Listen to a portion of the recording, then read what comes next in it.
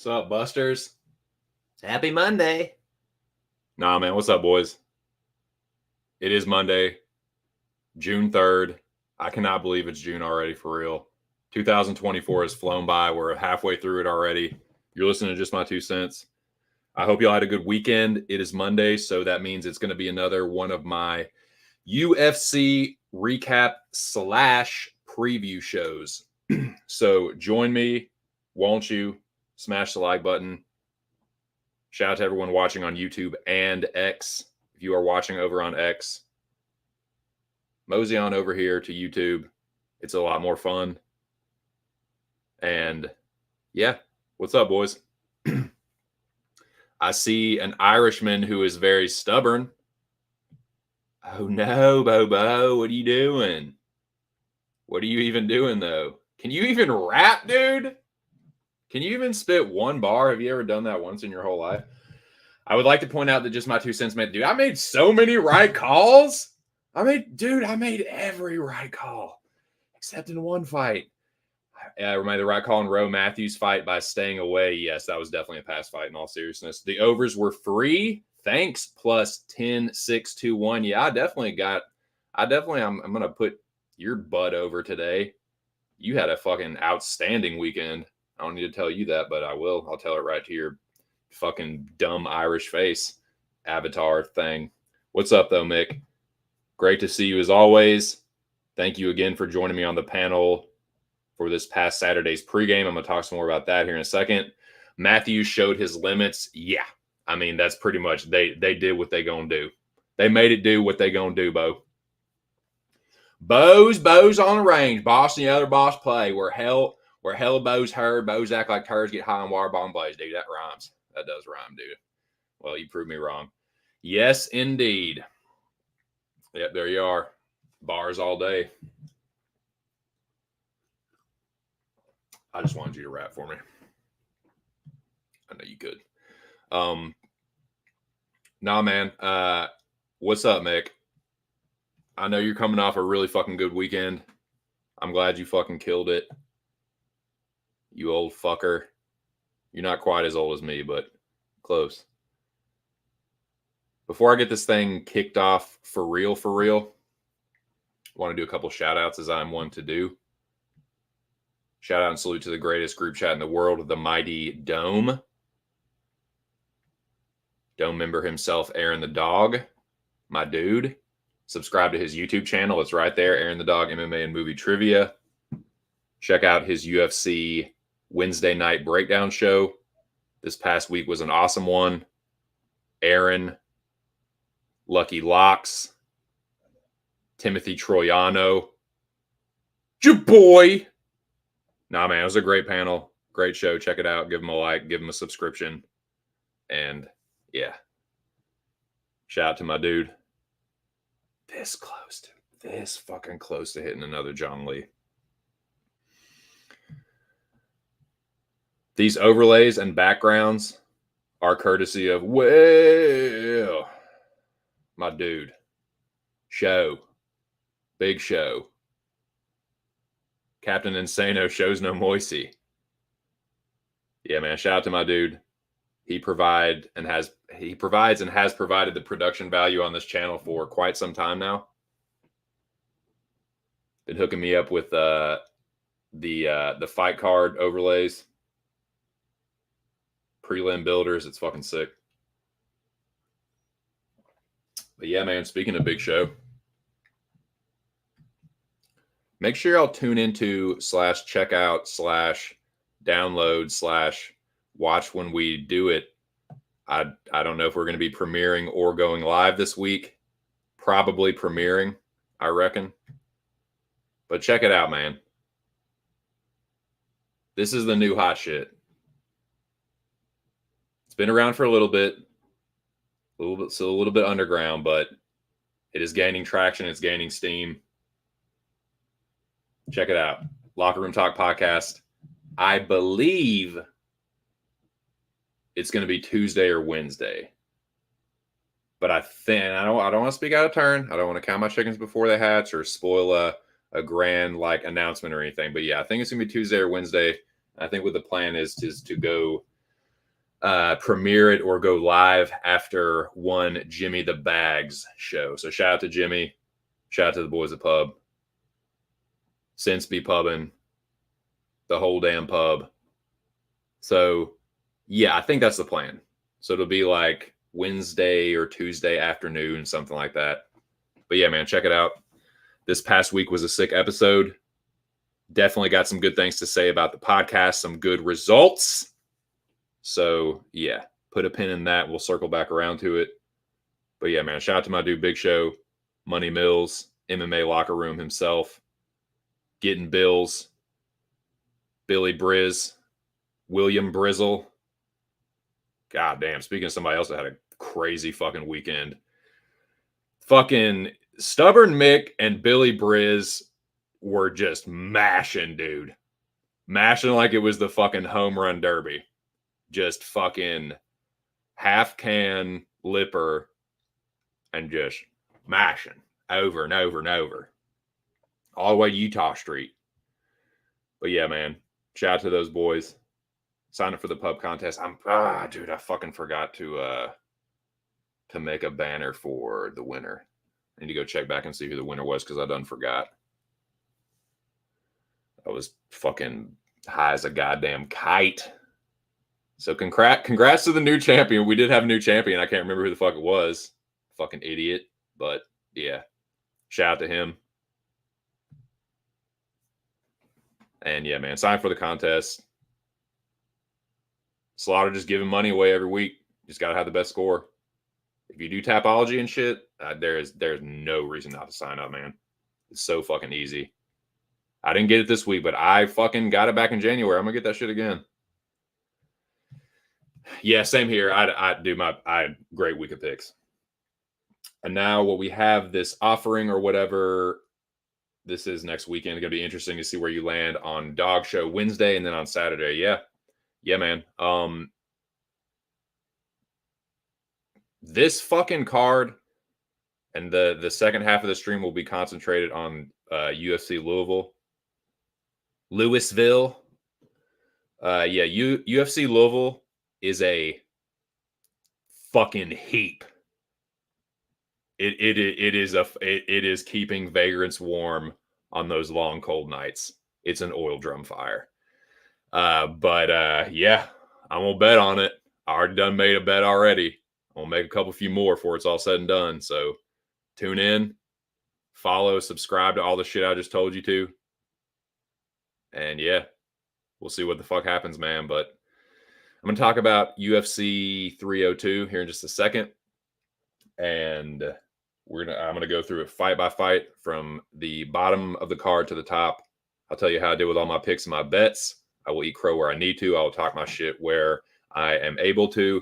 And then we will do what I just said before. Talk about UFC Louisville. And I'll smoke some weed. And cheers if y'all are smoking or kicking back after a long, hard day's work and, having a pop or two, whatever.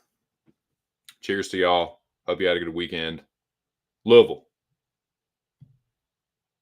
Oh, it's Louisville. Oh, see, I know that.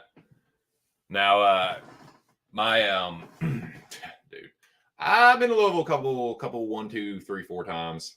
I done hung out in Bardstown once or twice. God, what is that shit?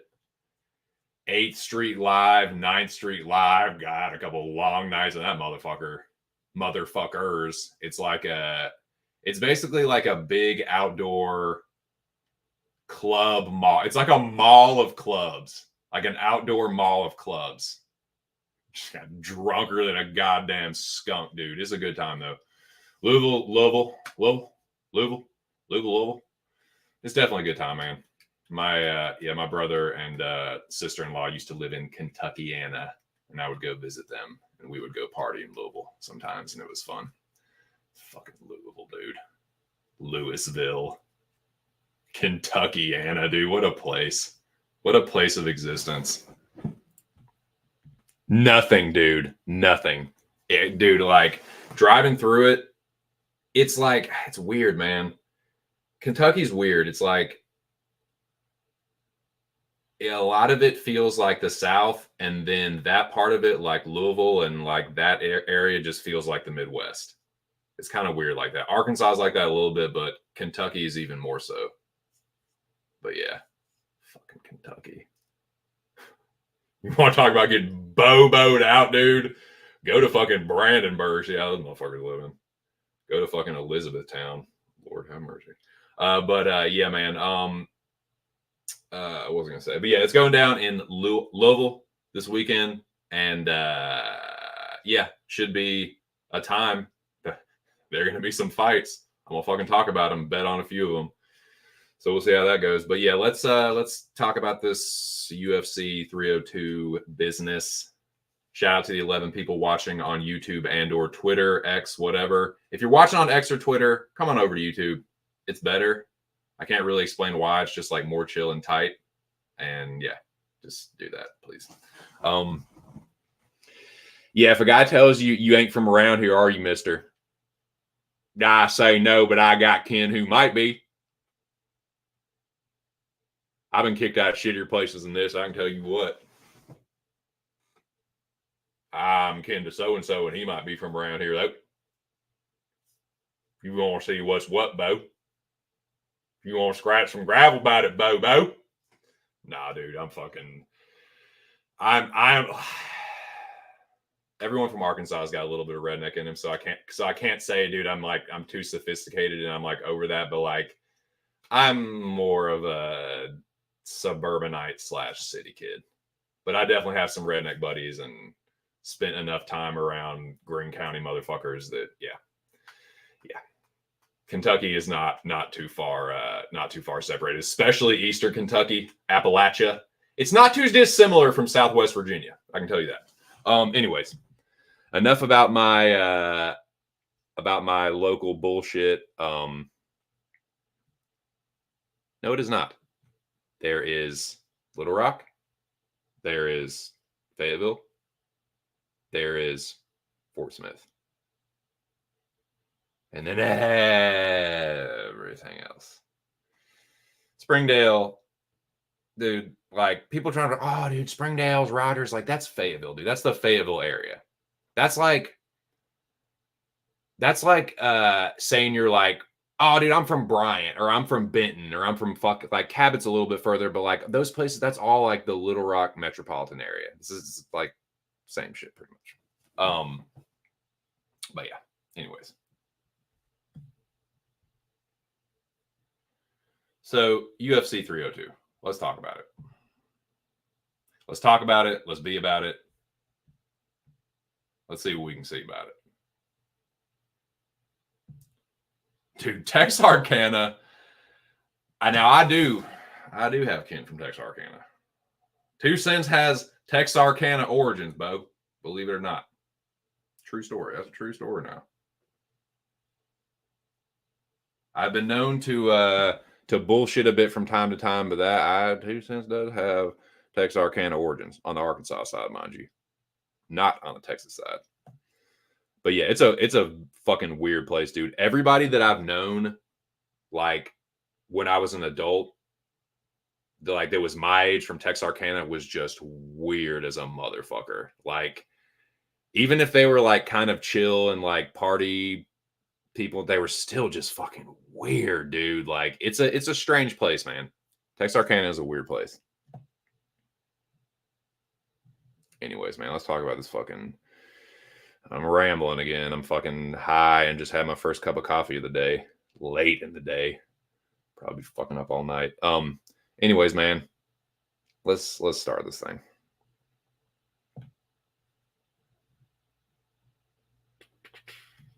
Brand. Change the overlay to this.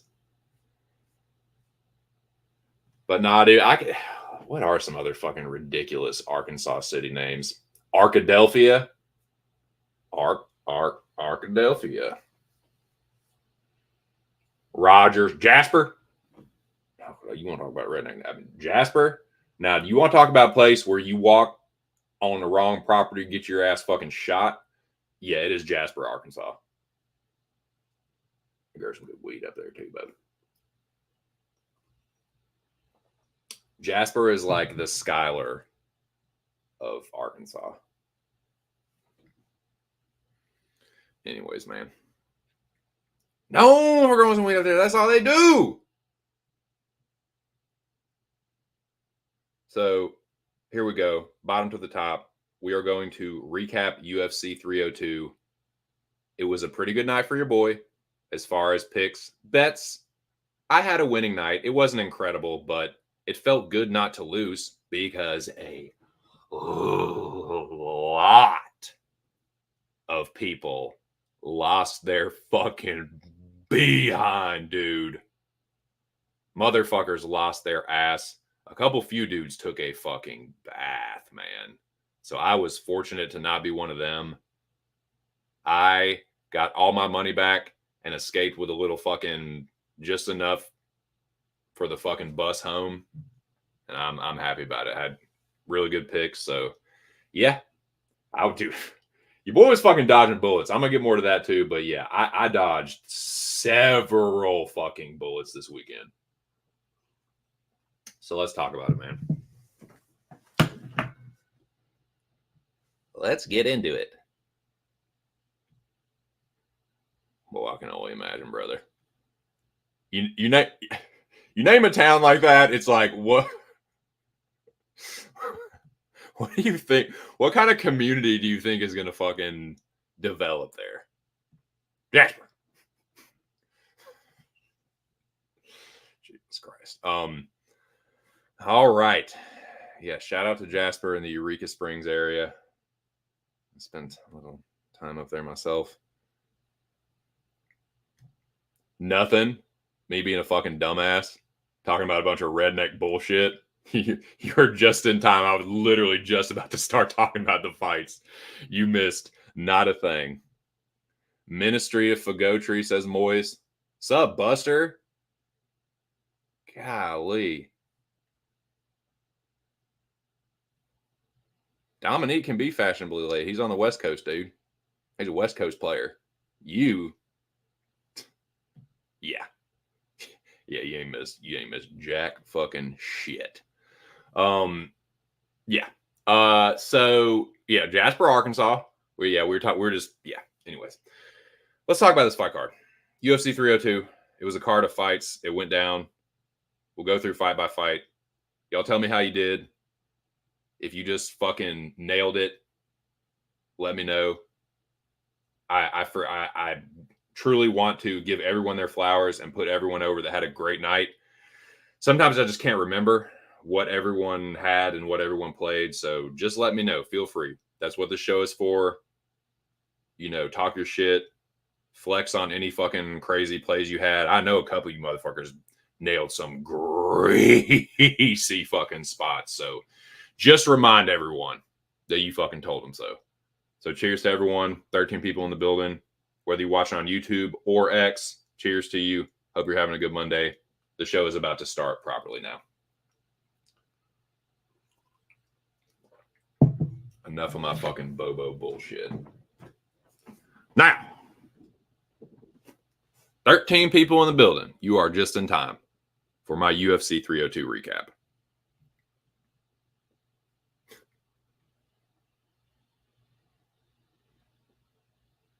Nice, dude. Yeah, I had it. Yeah, I pretty much broke it. That's just a slight win for me. But nice, dude. That's sick. Things always even out for us.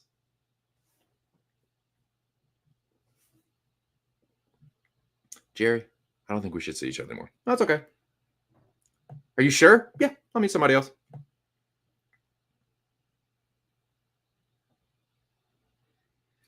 Let's see. She'll be coming around the mountain. All right. Here we go. First fight. Do I have a fucking... No, I don't. First fight. Here we go. UFC 302. UFC Newark.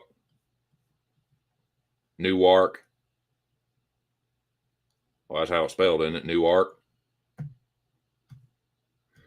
Nah, UFC Newark, New Jersey. It went down.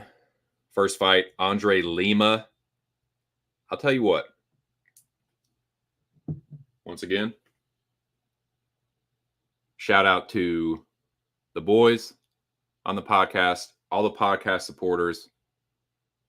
Every week on the Locker Room Talk podcast, we make a group of parlays.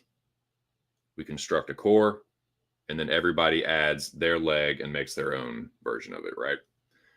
My version of it included Andre Lima. He was my leg that I added. It was the first fucking fight. I was sweating bullets. That fight was too fucking close for comfort, man. He won the fight, but dude, I don't know if he hurt. We were talking about this during the stream. It looked to me like something was wrong. Some kind of injury, like his arm was fucked up or something. Like he wasn't throwing any punches. He leg kicked the shit out of Raposo, dropped him and like wobbled him a couple times with leg kicks, threw his balance off. That pretty much stole the rounds and won him the fight, in my opinion. But yeah, something was up with him compared to how he fought like the 3 or 4 times I've seen him in like the rest of the tape. He just like way more aggressive with the boxing, and like it just seemed like one of his arms was fucked up or something. It would explain the weight cut, but I have no idea, man. Moyes, if you're still in the chat, what did you think about that performance? Like, did you think it was like, after watching that, do you think it was like an injury, or had they said anything, or is it just still just nobody fucking knows?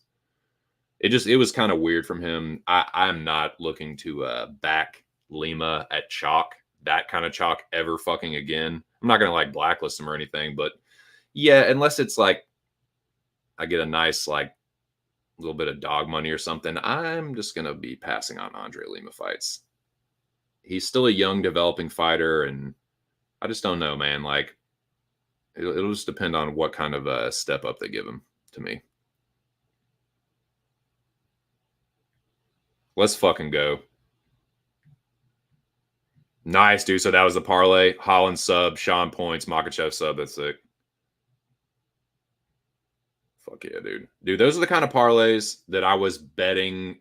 Like, man, I don't have the balls to like make those kind of parlays anymore. I would make those, like I did that the first year I bet, and I would hit a couple, but then I lost so many of them where I just like, nah, my little fucking sack shriveled up, and I just don't make them anymore, man. But that's fucking sick. That's a great parlay. Yeah. So he has AIDS. There you go. Like I said, on Saturday on your show, they're not beholden to follow any sort of guidance that matches or mirrors what they do in other states for the most part. Yeah. Yeah. Oh yeah. About the New Jersey Athletic Commission or whatever. Yeah. That's something you have to take into consideration rather. But yeah. Nice, dude. Well, yeah, that's all I have to say about that. Dude, this was a big victory for both the coin and Noah Allen's fatter ass theory. Shout out to homie Noah. Noah and your boy were aligned in a couple spots, and it went very well. If you don't know what I'm talking about, Noah Allen formulated this theory. It's a working theory that more often than not in women's MMA, the woman with the fatter ass prevails.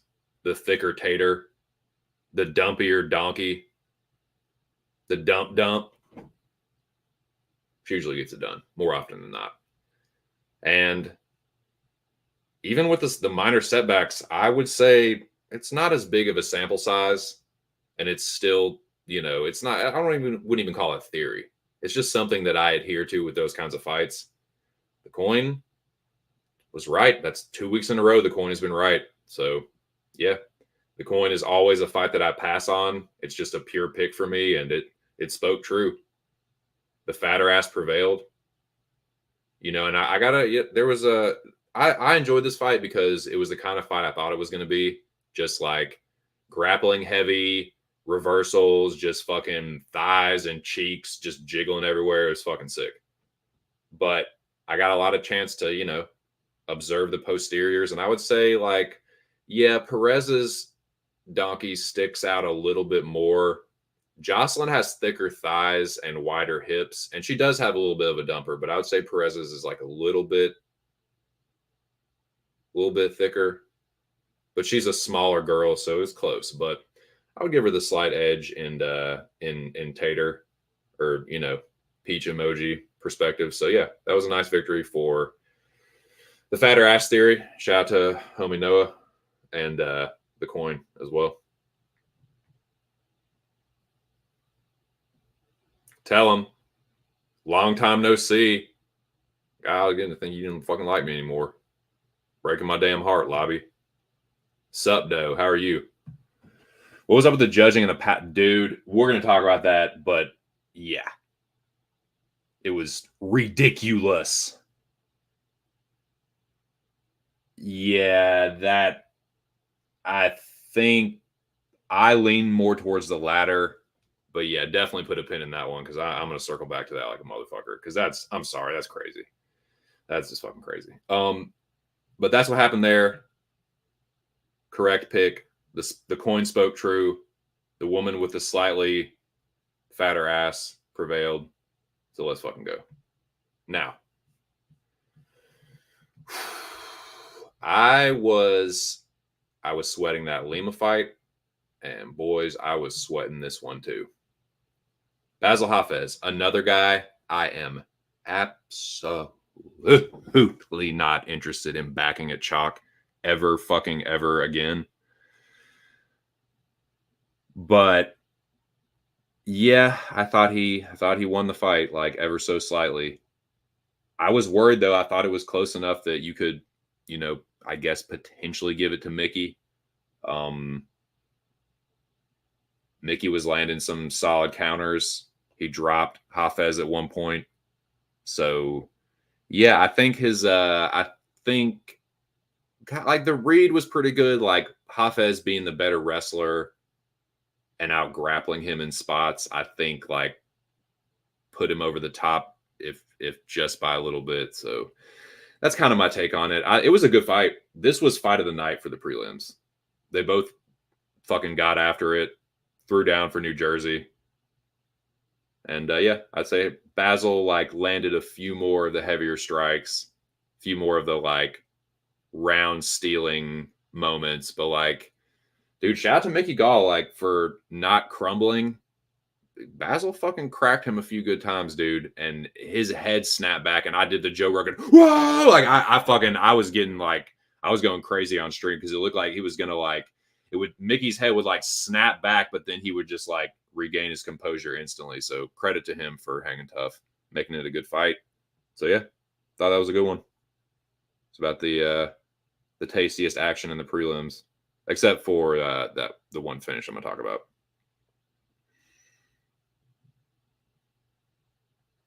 Hey, you did, and you know what? I won too. You know why? Because your boy 2 Cents learned how to arb a little bit. 2 Cents learned how to arb.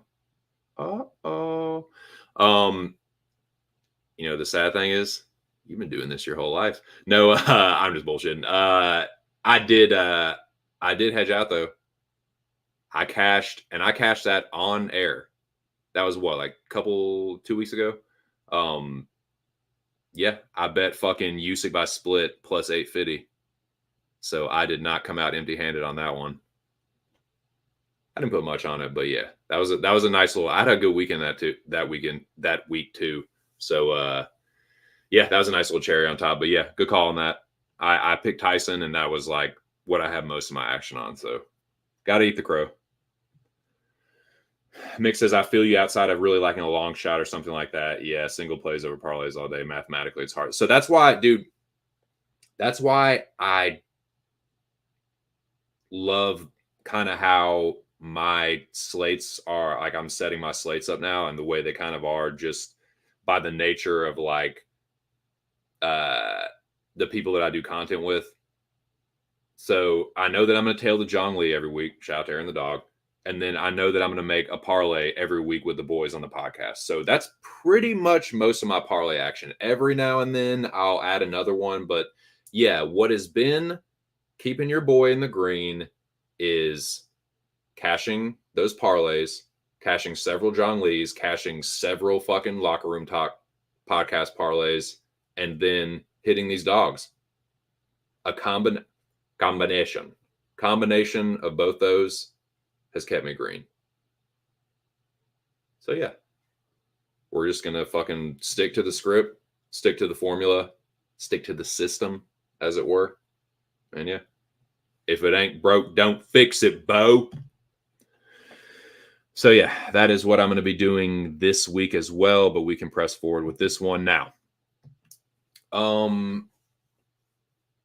Yeah, I'm glad I passed on this because it would, even if I had bet Matthews, like I thought he won, but dude, he was getting kind of busted up. Like I think I gave Rowe the first round, right? Dude, I wouldn't have wanted that sweat. And that is exactly why I didn't fucking parlay Jake Matthews. Because yes, he won. I thought he won. I scored it for him.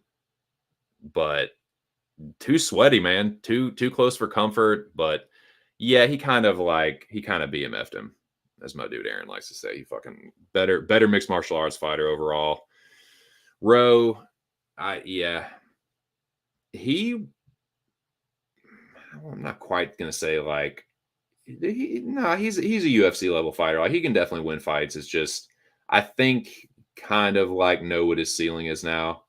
You know what I mean? Like he can still be like a good action fighter and like can probably still get some decent like dog odds on him. I would think because Jake Matthews you can say what you want, but he has a lot of fucking experience. He's a jobber, but I would say he's a higher end jobber, I guess, or like he's not a low end jobber. He's like mid range to high end, skilled, not trustworthy at a even higher level, but like he can beat dudes like Rowe and guys that are outside the top 15, shit like that. So, and yeah, I think there's a place for Rowe to be in some fun fights, and I just wish they'd match him up with more like kind of like Nico Price type fights where a dude that's like going to stand and trade with him a little bit more. And I mean, Matthews did do that and did some decent work of his own, but he mostly won that by like, taking it to the grappling when he needed to. So that's kind of what I thought about that.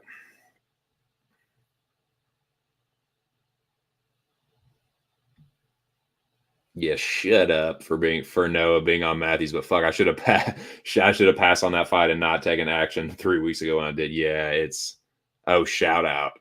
Shut up. Oh, you could have said that and it wouldn't have made anything to me. I honestly thought that's what you said. Yeah, shut up. I thought we were.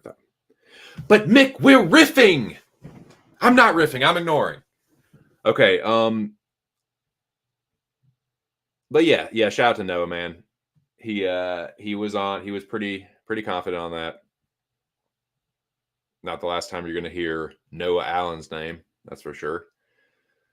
Now, this was pretty much exactly what I thought it was going to be.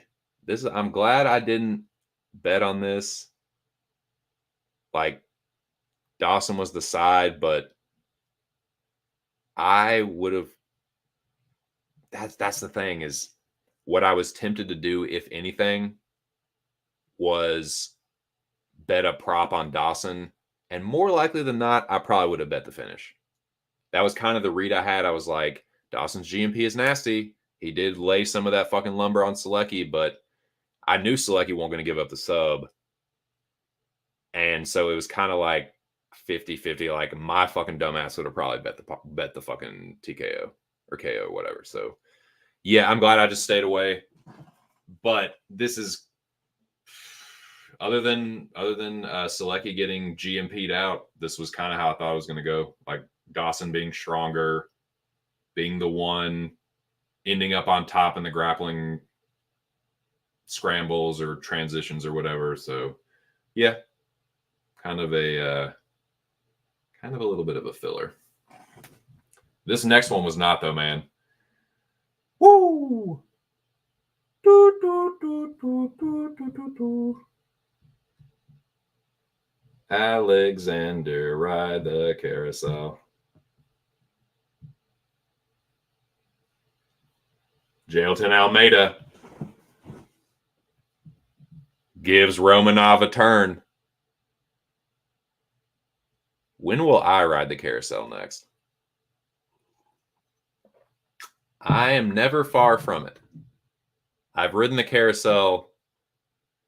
God, it's been countless. So many times I lost count. And I'm never far from it. I enjoy riding the carousel. If you're going to lose, you want it to be so bad that you just take it. You just take a spin.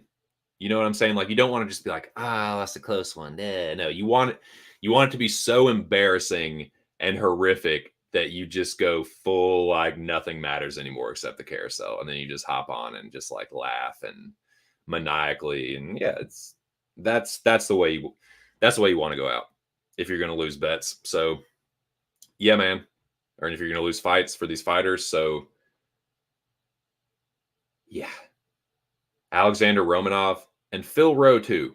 One of the many bullets that I dodged because that plus 240 or whatever it was for Romanov was a juicy little cheeseburger. It was fucking calling to me, man. Like the Ring. It was whispering in fucking old English or whatever. Fucking, yeah, he smoked him, dude. I could never have foreseen a Jailton Almeida submission, but I didn't think it was going to happen early. I thought Romanov would be the one having success early, like fucking everyone else. And then Almeida would probably come on late. Like, I think I picked Almeida by decision or something stupid, but I did have Jailton Almeida at least. I'm glad I thought better of that. And yeah, shout out to Big Moise, the owner of the carousel. Fire that thing up, Bubba. You said it, and there it is. Jailton Almeida puts Alexander Romanov on Moises' carousel. Take a spin, motherfucker. Selecki did more damage somehow, but yeah, Dawson. Anytime I see Grant Dawson, there's some names, man. There are some fighters' names that I just know. No matter what fucking happens, I am not going to bet on it. And Grant Dawson is one of those dudes. Unless it's something like Bobby Green, because I did bet on Bobby Green. But like betting on Dawson, like especially chalk, big old Ashley Schaefer, So yeah, Dawson's one of those fighters. Like, nope, it's just easy. I can just not. That is one I'm just not. Nope, no sir. Yeah, I'm sure he did. That's your fucking boy, dude. Why would he lie to you? Moise wasn't lying when he said carousel fight. No shit, man. No diddy. No fucking Cambodian breast milk. So, where are we? What fucking fight are we at? Here we go. I decided to title this recap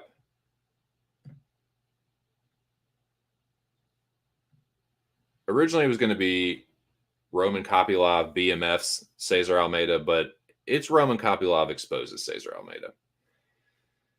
Not only did he expose him on the ground, but expose him a little bit on the feet too.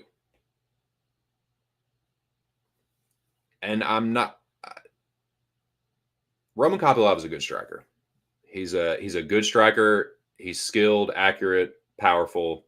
So I'm not saying like, dude, you got to drop out Roman Kopylov, dude, you just suck. Like, no, that Roman Kopylov is a powerful, very skilled, very dangerous striker.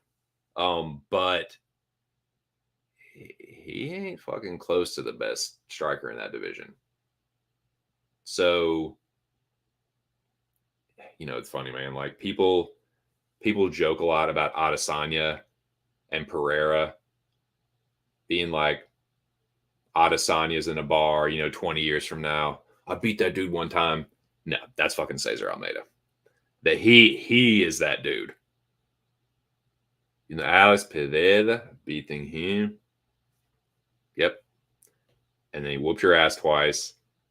And then you got fucked up by Roman Kopylov on the feet. Sat down with one fucking punch. Again, Roman Kopylov, very good striker, very dangerous. I'm not saying that's like he got sat down by that dude. No, it's like, no, but I'm just saying he's not.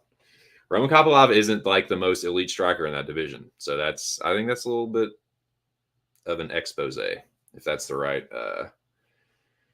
word for that. I think he exposed him a little bit. I thought I was pretty confident he would be better on the ground, but like I was kind of worried about Roman on the feet as far as that pick. But I'm glad that I thought that line was so weird, man. It had yo-yoed back and forth all week. And I think it closed with Kopylov being the underdog. So shout out to anyone that like took Kopylov as a dog at any point in the week, especially late, dude.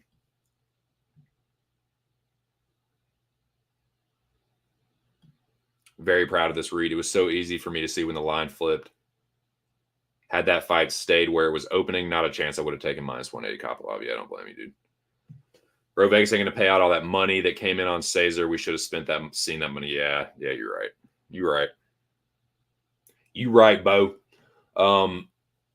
Missed that opportunity to fade. I didn't know Almeida, yeah. Bucko was that, yeah, for sure. For sure. Yeah. Second fight. Yeah, dude, I'm sure a lot of people took that. Are you now waiting to fade Dylan Bowe? Bro, what kind of question is that? You already know I am, Bobo. Like, I was all proud and shit. Like, he represents the area that, like, my wife is from, where we used to live. Like, I still live in the same states. Like, fuck, dude, that was a bad look. It's like, God damn it. It's not like I could fucking do any better, but God damn it, Dylan. But yeah, man, I'll probably just pass. I mean, if Budka is facing someone that can't fucking grapple and like doesn't have good cardio and he's an underdog, fuck yeah, I'll take him. But yeah, that one was like, God damn it. Yeah, but then I'll say it's on sale pad though. For sure. So yeah, that's kind of what I think about that. Now, shout out to the 22 people watching on either YouTube or X. If you're watching on X, come on over here, dude. Pop up in the chat. Say what's up. You want to smoke one with your boy 2 cents? Come on over here, man. The mindless Hulk. Yeah, he certainly was that. Well, you just fade Dylan Butka to your fucking heart's content, Lobby. You old Ted, you. Now, here we go. Randy Brown, man. I dodged this bullet, but I mean, if you bet Zaleski, he fought for your money, dude. He almost got that fucking choke. I really thought he had it too. So that's why I titled this what I did, because that was a fucking scare, dude. I really thought he had that rear naked choke. So anyone that was on Zaleski, like that, he fought for your money, dude. He fought for your money. That's what you want from an underdog. Finish the fight or get goddamn close at least. Give you a chance. So, yeah. But yeah, I mean, it wasn't an incredibly difficult fight to score overall. I think I had 29-28 Brown. But yeah, bummer, dude. This one was a heartbreaker because it was so close. Dude, Aaron has cashed so many of these fucking greasy parlays this year, man. Shout out to my dude Aaron the Dog. Subscribe to his channel, Aaron the Dog MMA and movie trivia. Check out his Wednesday UFC breakdown show every Wednesday night at 10. I already said Wednesday, but yeah, so fucking close, dude. Damn it, Zaleski. Almost had that fucking choke, dude. Damn her. But yeah, credit to Randy Brown for hanging tough. Good submission defense.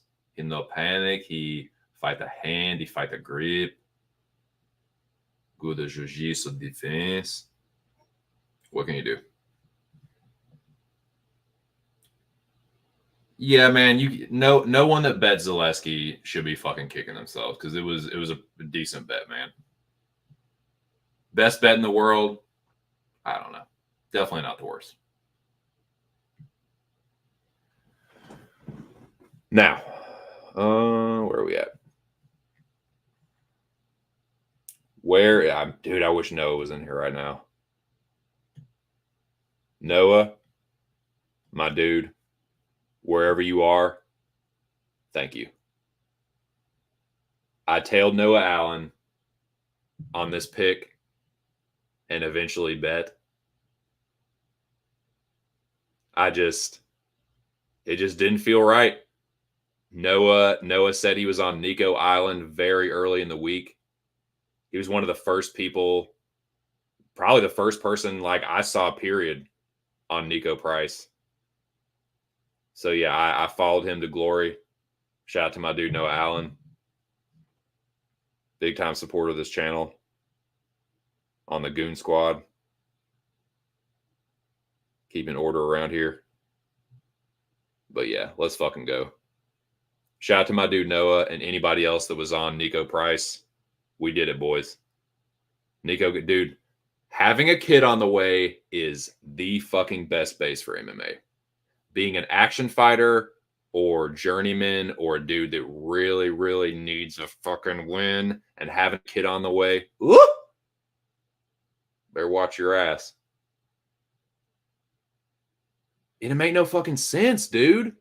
Having the dude that won the first fight by fucking knock, it would be different if it was like a controversial split. No, he turned fucking Alex Morono's lights out, had him looking sideways into the shadow realm while his body was just like in a fucking state of suspended animation. He was in like a heap at the end of the second round. And then that dude's like over 2-1. Ashley Schaefer, So again, Noah Allen, my dude. Here's your flowers.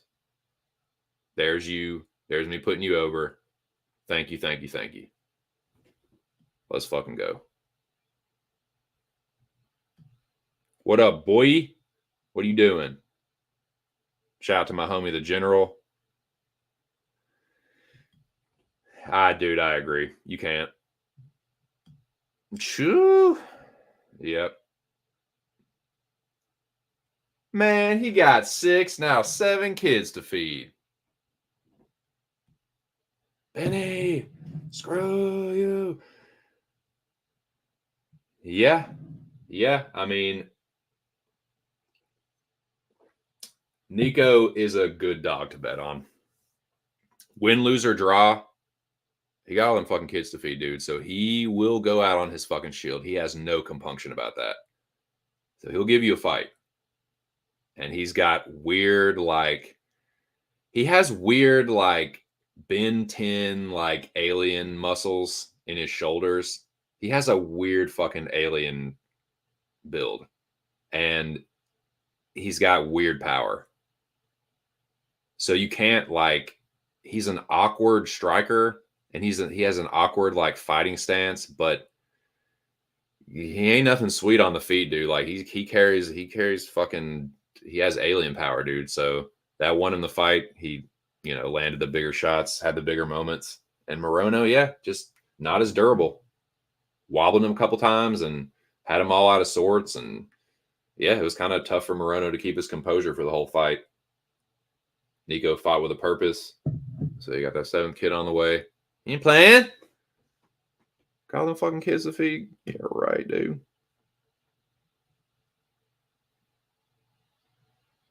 You're gonna do whatever it takes. Alex Oliveira's answer wasn't to win a fight, but to take a bullet. Yeah, dude. He's just fucking death by 1,000 cuts by fights. Twinkle toes and alien shoulders. Tippy toe, lemon tree. Morono, up on his tippy toes, twinkle toe. But yeah, cash that motherfucker. Cash that Nico plus 210. Giddy fucking up.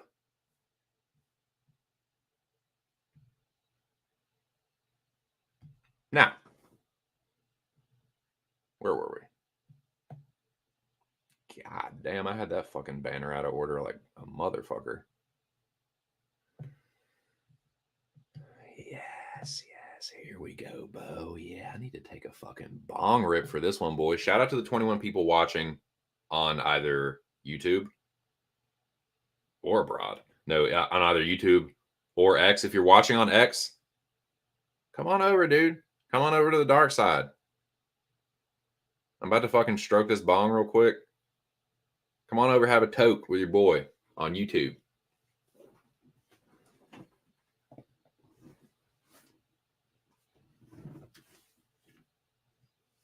You watching this stream on YouTube? No, man. Why?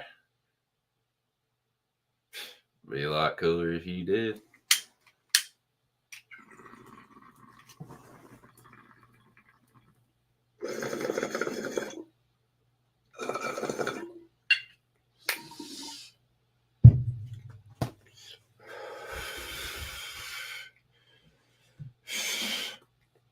Let's fucking go. Kevin Holland, arm bars, Mikhail, Oleksiy Jasicuk. God. Dude, I know that English is a tough language. Not that I've ever had to, learn English other than it being my, you know what I'm saying? Like I never had to learn it as a second language, but I've been told, and I can certainly see how English is an extremely tough language. Words that have completely different meanings are spelled the same but sound different. Or sometimes they sound the same but have different meanings. English is a tough language, but dude, Polish? I'm sorry, it's the most fucked up language as far as spelling goes. Like that is not how that shit is pronounced. You made like 4 letters silent for no fucking reason. Like Polish is it's kind of a cool language to hear, but dude, the way they spell shit and pronounce shit is absolutely insane. Anyways, man, shout out to Poland. It's not like I have anything against that. It's just like, golly, you can learn Polish. Holy shit for this. You're a fucking genius for that, baby. So yeah, anyways, Mikhail Oleksiejczuk, I believe that's how you pronounce his Polish name. Mikhail, what is he going by? Hussar, something like that. Yeah, he got armbarred. I don't know for certain if his arm got broken, but it's definitely fucked up. That bitch definitely got dislocated. And brother, you'll see here, brothers, as I show you this thing, I isolate moment where he tip. Brothers, you seeing this? Yes, this thing on screen, he tip. Herb Dean stopping this fight. Not even tap. TEP, he tip. You see this thing. Hey, dude. Lorosenko said that. It don't take more than one. You tap once on purpose, boom, tip. Hit tip. And it was absolutely the right and responsible thing to do because, man, you do not want to let a one-armed fighter who is only a striker pretty much be in there with Kevin Holland. That is irresponsible. It's kind of like the Paul Craig Jamal Hill fight. It's like, I mean, Jamal Hill's a little bit different. Yeah, Oleksiejczuk, powerful dude. His left hand is more powerful, but dude, you can't let a one-armed dude like guy fight Kevin Holland. is not. Kev is too fast. He's too dangerous. Like, I mean, he's fuck, dude. Mikhail dropped him, and then Kev just put him in an armbar. It's hilarious to go back and watch this fight in slow motion. Holland is like, I mean, you know, he's gonna be talking. So he's talking to Herb Dean, and he's like, dude, his arm, he says something to him like he heard it pop or like it's fucked up. And Herb's like, no, keep going. And you can see Kev just smile like, all right, here we fucking go. You fucking asked for it. You got it, Herbert. I'll break this motherfucker's arm in two. That's what you want me to do, Bo. And he fucked his arm up, man.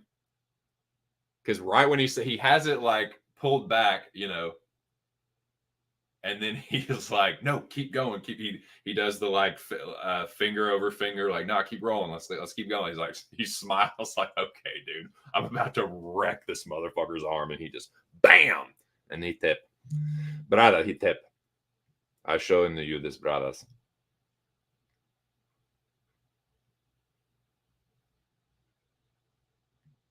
He said something like that. I wish I could get like a John Boy Media like lip reading of what Kevin Holland was saying to him, what he was saying to her, because he was showing genuine concern. He's like, I mean, Kevin Holland's a black belt, man. How many dudes do you think he's had in arm bars? Like, how many, like, he knows, like, this dude, I'm about to break this fucking jank in two. And he just smiled. As soon as Herb's like, he's going, there's just this like shit eating grin like creeps across his face, and it's over like 2 seconds later. You know that I'm not, and I know you're just being a smarty pants and trying to wind me up, so I'm just going to move forward amicably. Nice try, though. Shout out to you, Lobby. It's great to see you in the chat. Haven't seen you. It's been 84 years. Isn't he? Yeah, no shit. No. Huh. Why would a person be that in a world? But yeah. Shout out to the Trailblazer. Kev comes through once again, and he came through in a big way. Boys, I said it before. I'm going to damn say it again. Locker room talk is the new hot shit. Dude, locker room talk, Aaron the dog, and this channel, the pregame, that's the hot shit, boys. Just to let you know. But yeah, man. Cash that fucking parlay. This is 2 weeks in a row. This is the new hot shit. This is the new fucking the shiny new toy on the block. It's been around for a little while, but it's starting to gain some traction now. So check it out. I believe it's going to be Wednesday, could be Tuesday. But look for the latest premiere. As soon as I know for sure, I'll be tweeting about it. But yeah. Shout out to Mills. Shout out to Billy. Shout out to Big Show. Kev cashed them all for us, boys. Every single fucking one of them. 4 for 4. Now, if I can think off the top of my head, I believe Mills and Big Show had Jailton Almeida. So that was an easy leg. Lima, I wouldn't call it easy, but he got it done. And when Hafez got it done, and then when Kev got that tap, that's just the best feeling, because I knew that no matter what happened after that point, it was a winning night. That, Nico Price, and this parlay right here gave your boy a winning night. So yeah, check out the latest episode, Locker Room Talk, new kid on the block. So that's what we do, man. Hafez and Holland, that is one that all 4 of us agreed on. That got you close to plus money. And then we all just add our leg. So I added Lima onto mine for this right here, this sweet beauty. So yeah, that's 2 weeks in a row. Free parlays. All you got to do is tune in.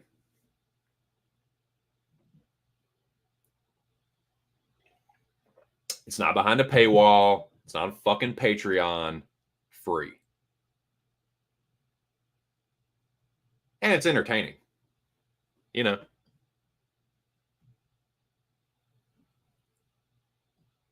Cash it, don't trash it. Tell them, Lobby. But yeah, man, shout out to the whole fucking pub. Shout out to the boys at the Locker Room Talk. We did it again, gentlemen. Let's make it 3 in a row. Let's fucking go for 3 in a row. Let's win a cabin cruiser. Let's win a sea tugger. Let's win a naval drifter.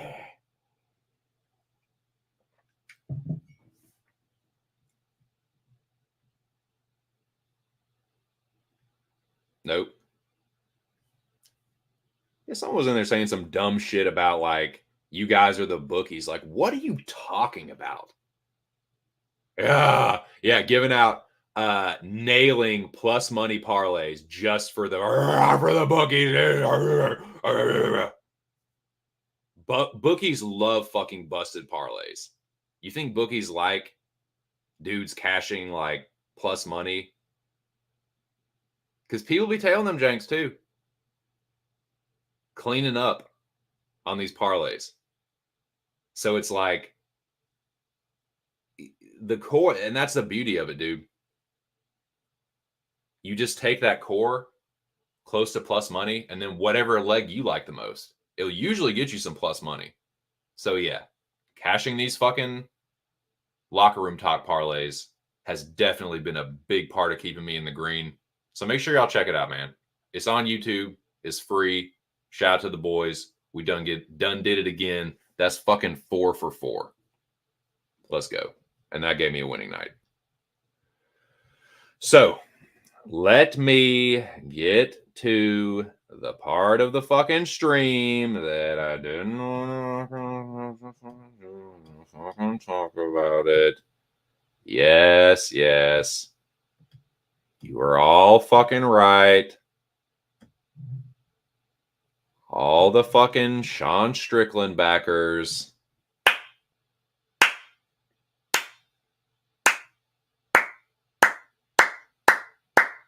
Leo clap. You did it. You told me what's what. Yep. Sean by decision. Sean Strickland in a parlay. Yep. I'm bowing. Yeah. Dude. Shout out to Dominique Walker. He was talking about the scorecard earlier in the chat about this fight. There is no fucking way that Paulo Costa won this fight. Period. Even 48-47 Costa is a dodgy scorecard. Even if that was the split. But 49-46 Costa, you're drunk. Maybe you're drunk, baby. That is a drunk-ass scorecard, dude. Ain't no fucking way in fuck. Boys, I was hoping and wishing. I was trying to see if maybe there was a way that he won this round or no. As if actually we were just in the laboratory. No, there's no fucking way. He lost. If you give Paulo the 5th round, then that is the only one you really can. That's still 49-46 Strickland. If you said 50-45 Strickland, I'm not even mad at it. But Sean Strickland won that fight, period, fucking point blank. That's one of the worst bets I've made this year. If it weren't for Alonzo Menifield, it might be the worst bet I've ever made, but that's the worst bet. But this was right up there, man. Photo finish, because Costa, it was like he was fighting not to gas out and get KO'd. He was like, that's going to be my goal. As long as I don't gas out, I just need to go the distance and not get knocked out. He never held his ground. So of course, if you're not going to bully Sean Strickland, if you like leave it up in the air, Sean Strickland is more than happy to be. If you're like, hey, which do you want to be the bully, or do you want to be the bully, or you want me to be the bully? What do you think Strickland's going to do? So yeah, piss poor performance from Paulo Costa. It is piss poor to make a bet like this. I'm pissed off because this is piss poor. One of my worst bets. It was the only fucking pick I got wrong, though. But luckily, things always even out for me.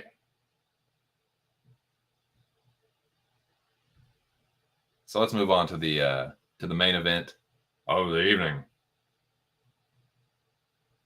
Sanctioned by whatever the fuck Athletic Commission.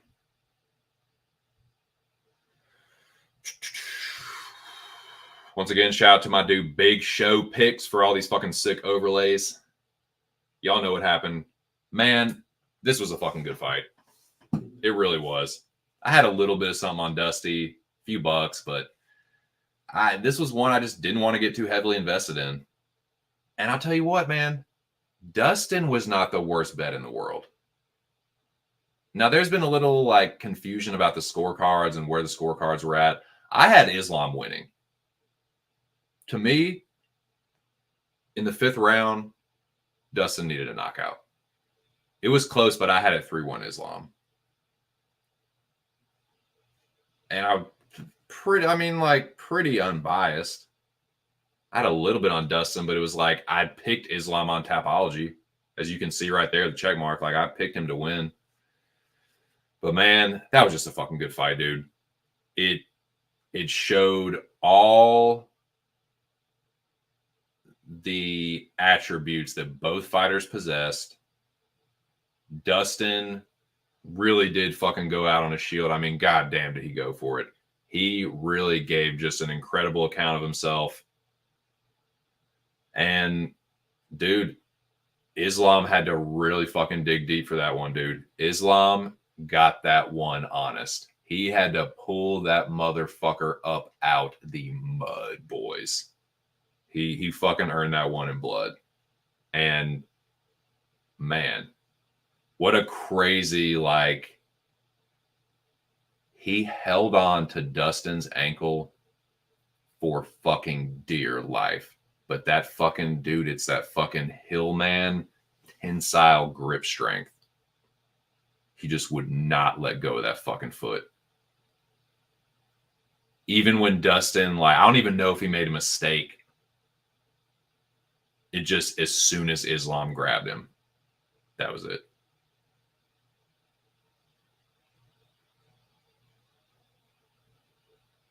Got his ankle, got the back, then went to a headlock, then went to the Darce choke, and that was it. What a fight, though, man. Killer fight. They fought tooth and nail all the way to the fucking 5th round. And it didn't quite go the distance, but it went 5 rounds almost. And fuck, dude. Great main event.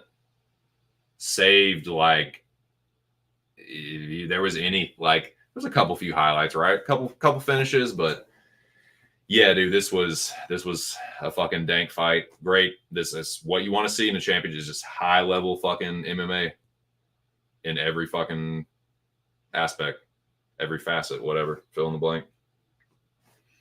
Good shit. Shout out to both of them, man. Both showed each other a lot of respect afterwards. Khabib and Dustin and Makhachev and Dustin, like, just very, very wholesome. This is what MMA is all about. These are the kinds of, like, you know, bonds that are forged, and the kind of, like, well, you know, and blah blah blah blah blah, yeah, all that shit. But it really is, man. That was good shit. Good stuff.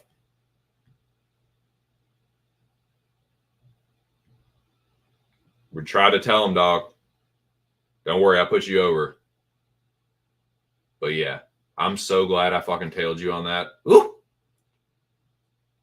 It saved me. I hit Nico and then the parlay. And that was the only thing that gave me a slight win. Better than a fucking loss, though.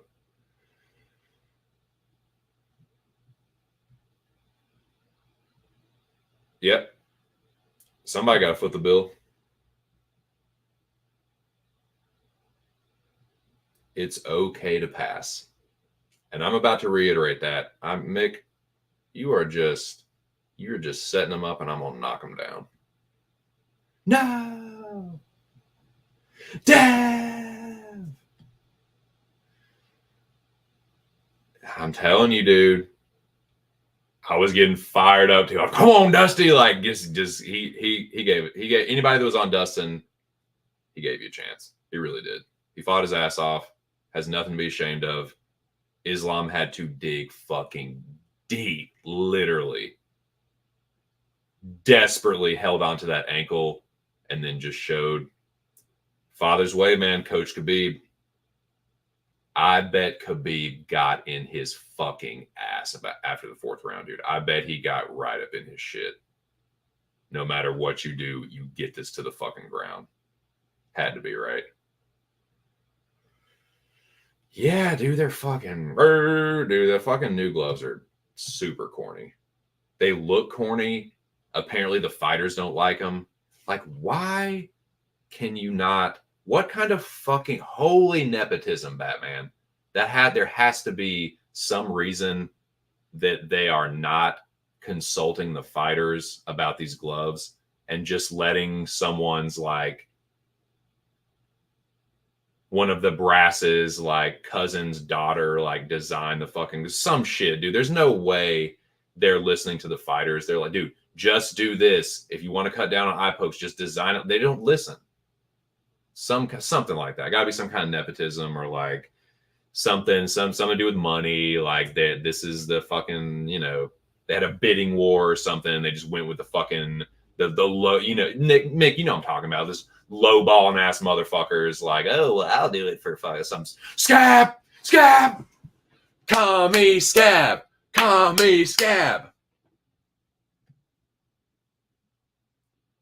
It looks like some fucking Bush League shit. I know, dude. It looks like they just fucking pressed him right before the fights. You see the steam come off of it. The general in meditation. Alex Aurelius Meditations.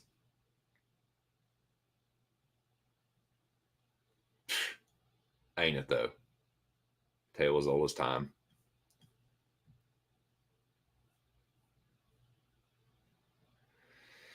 But yeah. Took a little poke on Dusty. Didn't work out. But I will tell you what, gentlemen. Your boy, your old bud, TC, I was dodging bullets like fucking Thomas Anderson.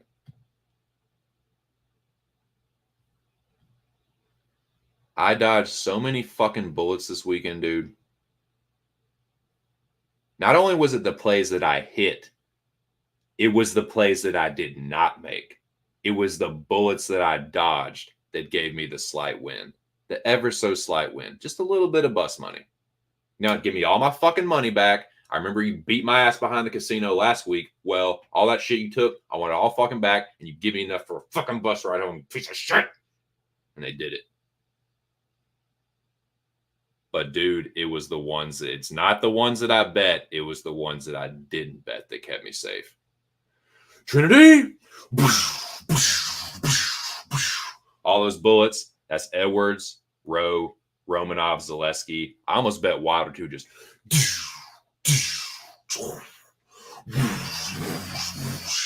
and the one that caught me at the end. What was the one that caught me in the end? Of course, Palo Goat, Secret Juice. The one that knocked me down, where the Nico and the pub parlay had to come up and like save my ass like Trinity. Palo, the bullet that catches me. But man, I dodged all those, dude. So it's not, dude, it is okay to pass, boys. If you don't like it, Some doesn't feel right. Very fortunate on all those, though. So to wrap it up for UFC 203, 302, neck of the woods, neck of the wape. This is what happened. Really fucking good picks. This is what I'm talking about. So I've been tracking my UFC picks on my channel since I started it. And I had it like, this is my Tapology results. There was a week, it was like a month ago, man, where I fucking forgot to put my picks in and they were really shitty. So this result right here, it's actually a little bit worse than that. It's actually probably more like 63.2 because there's a week of shitty picks that is not recorded on Tapology. So I just want to make that clear. But in the interest of, streamlining things, in the interest of continuity and simplicity, these are my Tapology results. If slightly, ever so slightly shittier. Because I want to be forthright about that, and yeah. But that I needed that. I fucking needed that. I'm trying to remember where I peaked out at with my Tapology prediction percentage. It was 2022, I think. I think I might have gotten to 64, or I was creeping up on 64 something. But yeah, I took a dive, man. I got down to might have gone down to like 59.9 at one point, and have been slowly like climbing my way back. So yeah, dude, am I the best predictor in the world? No, but your boy is a pretty decent fight predictor over a decent sample size. So you could do a lot fucking worse, man. And I don't again, I don't hide my picks behind a paywall. I don't charge people for my picks or my fucking bets. Anything that I do bet, like I said, this is not gambling advice. Tail at your own risk. But anything that people do tail on this channel, or from me, anything you do tail from me is either given out for free here, given out for free Wednesday on Aaron's channel, is given out for free on the Locker Room Talk podcast, or on Pub Sports Radio on Saturday. Like, it's all free. And you could do a lot fucking worse, man.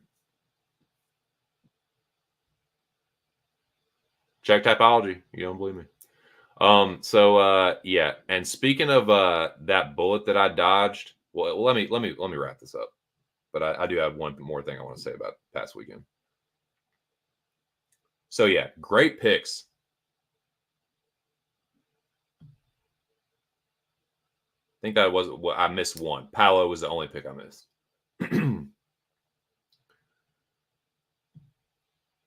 Give me that slight win, baby. And that gives me a nice, clean 5.25 units. It's a pike life for me. It's a piker's life for me, boys.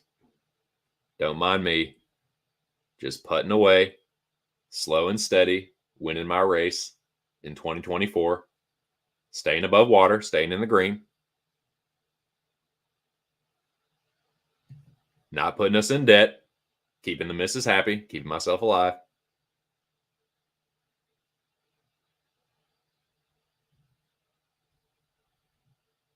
Let's see what we got. Let me catch up to the chat. What up, Jimmy? I see you in there. Cheers, Bubba. Hope you had a good weekend. I ate my crow. You missed Jimmy. You missed my crow on Pub. So like, yeah, I literally like pantomimed eating a bowl of fucking Strickland crow or Costa crow, whatever. Yeah, for sure. Romanov Gray. Dude, I dodged a bullet there. I wanted to bet Romanov so bad. He was the one I was closest to betting. I literally had it up there. I had the amount I was going to bet. Like Mick was saying earlier, like finger on the trigger, like, argh! But I didn't.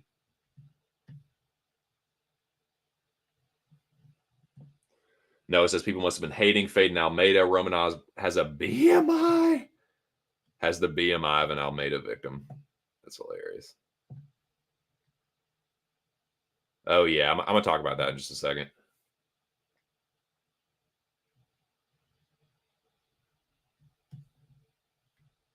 No. Yeah. I've always loved Almeida, but successfully faded that chin against Blades. Nice. Stayed on the train too long, obviously. I thought Romanov could keep it standing for long enough to touch that. Hey, I almost bet Romanov myself, dude. So good man for eating the crow on that. But yeah, you weren't the only one. Dude, I was fucking close to betting that dude. Yeah, Blades is someone that I just stay the fuck away from. I'm bad at picking his fights, dude. There's just some fighters I can't pick their fights worth the fuck. Blades is one of them. Blades has fed me so much fucking shit over the years with picks. Not just bets, but picks too. Horrible at picking Curtis Blades. Anyways, man. So yeah. UFC 302. Little bit of bus money for the ride home. Put a little bit in the piggy bank for the year. In good shape, looking to get in better shape. So that's 2 winning weeks in a row. I do believe. And we're going to make it 3. We're fucking going to make it 3. By an inch or a mile, winning is winning. So, I need to use the bathroom real quick. I apologize. Shout out to the 25 people in the building. Whether you're watching on YouTube or X, shout out to you. I appreciate it. Hope you're enjoying your Monday. That concludes the UFC 302 recap portion of this stream. When I get back from intermission, I will preview UFC Louisville. We can talk about this fucking dumpster fire of a card. I do have one bet. I'm going to make some more before it's all said and done. So we will fucking talk about it. But shout out to y'all, man. If you're watching on X, come on over to the YouTube channel, dude. It's more chill over here. Fucking Irie Poof. Yeah. Come on over to YouTube, man. You better watch out, Bobo. You damn right. Nipping at them heels. I can't even fucking talk. Nipping at your heels, Bo. Y'all are good this year, and I fucking hate it. All right. God, I hate that dude. I don't know, man. I might hate the Blue Jays a little bit more, though. I mean, yeah, hate the Yankees. That's a given. Hate the fucking Blue Jays, dude. Hate the fucking Rays. And obviously hate the Red Sox. We have been bitching the Red Sox this year, though. Anyways. All right, I'm going to be right back, man. Yeah, y'all are fucking good, Jimmy. You fucking sons of bitches. Sons of bitch Yankees. 75,000 World Series. What do you need? How many more do you fucking need? God damn. Nah, man. Should be good, dude. I'm looking forward to the next one. I cannot stand the Blue Jays, though, dude. I fucking hate Bo Bichette so much. Fucking Guerrero, man. I cannot stand the Blue Jays.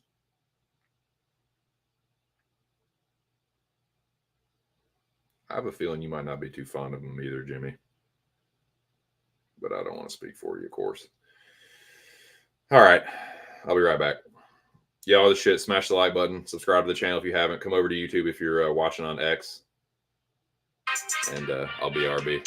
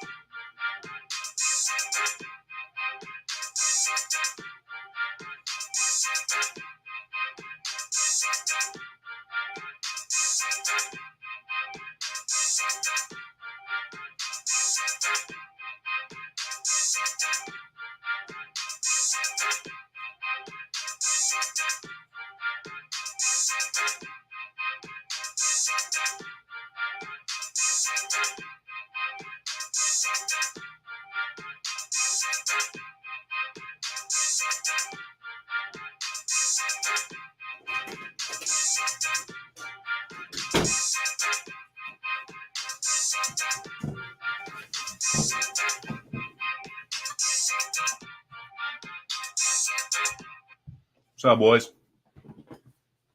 Back on the attack. Cutting Mick no slack. Snap his neck and his back. Psych. Mick would obliterate me in a rap battle. He could do that shit in his sleep.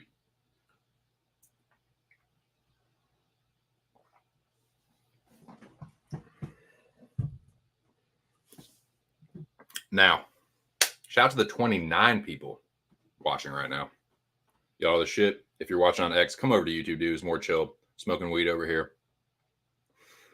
And yeah, you're just in time because we have concluded the UFC 302 recap. It was an outstanding night of picks for your boy. I did have a slight win when it comes to the betting, which I just feel very fortunate, man, because like I said, a lot of people fucking lost their dick and took a bath on Saturday night. So I'm fortunate to not be among them. I'll take my slight win and keep it pushing. So that's what we're going to do here. And talk about UFC Louisville. It's a greasy, just dumpster fire of a fucking card. But I have made one bet. I'm not going to get too nutty with this card, but I will have a little action. So we're going to talk about it in a general sense. I'll tell you what this fucking bet is, and then we'll see what's what. But cheers to y'all, man. 31 people in the building. Whichever building it may be. Come through to YouTube. It's tighter over here. It's more pimp tighter. Hey, dude. Well, what's up, player? Dude, I bet you're fucking... Remember we was talking Saturday night or more like Sunday morning in the wee hours? Dude, we're talking about like bets for Sunday. Oh, I'll bet your Tigers. Oh, yeah. So shout out to you for giving me the confidence on that. I did bet the Tigers when they were plus money for Sunday. So yeah, shout out to my dude. And yeah, let's make it 3 in a row show. What you say? Yeah, man, I was putting the podcast over. It's the new hot shit. It's the fucking shiny new toy around these parts.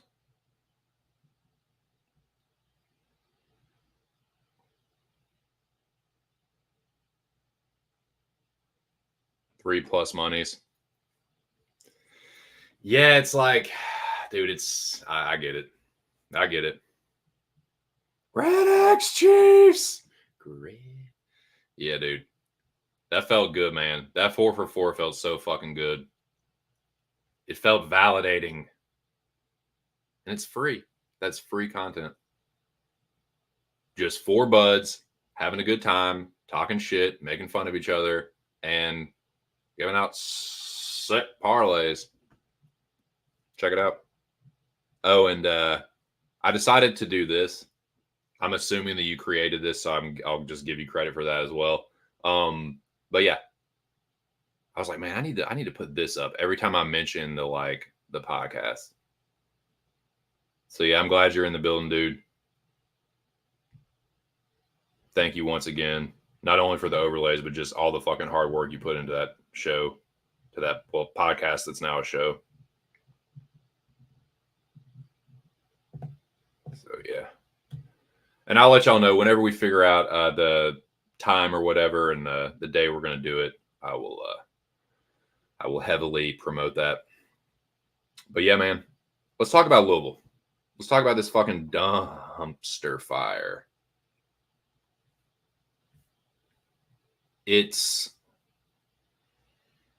Would y'all say it's better or worse than UFC St. Louis? Because I feel like you have to compare it to like a card like that. You obviously can't compare it to like 300 or even 302, but how would y'all say it stacks up to like St. Louis or Vegas 92, something like that? I feel like that's, kind of how you have to judge it. Yes. Better than St. Louis. Interesting.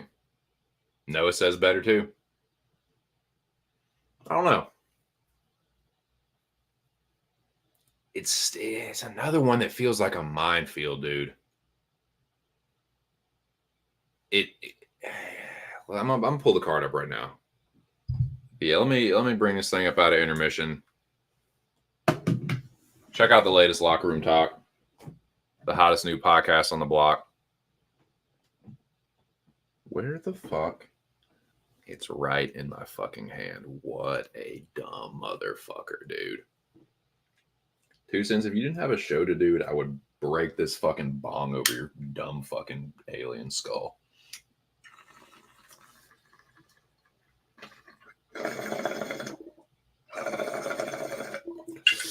Now, UFC Louisville.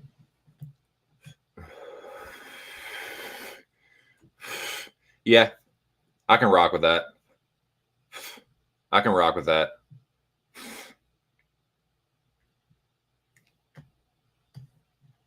Yeah, dude.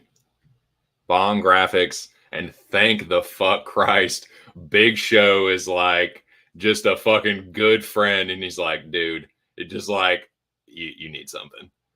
You got to have something, and he just like, oh man, blessing me with the overlays and the backgrounds and shit. So yeah, man. Speaking of which, let's not waste any more time. Ooh!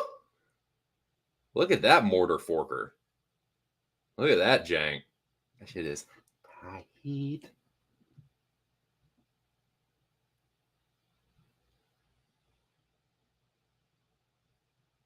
Yeah.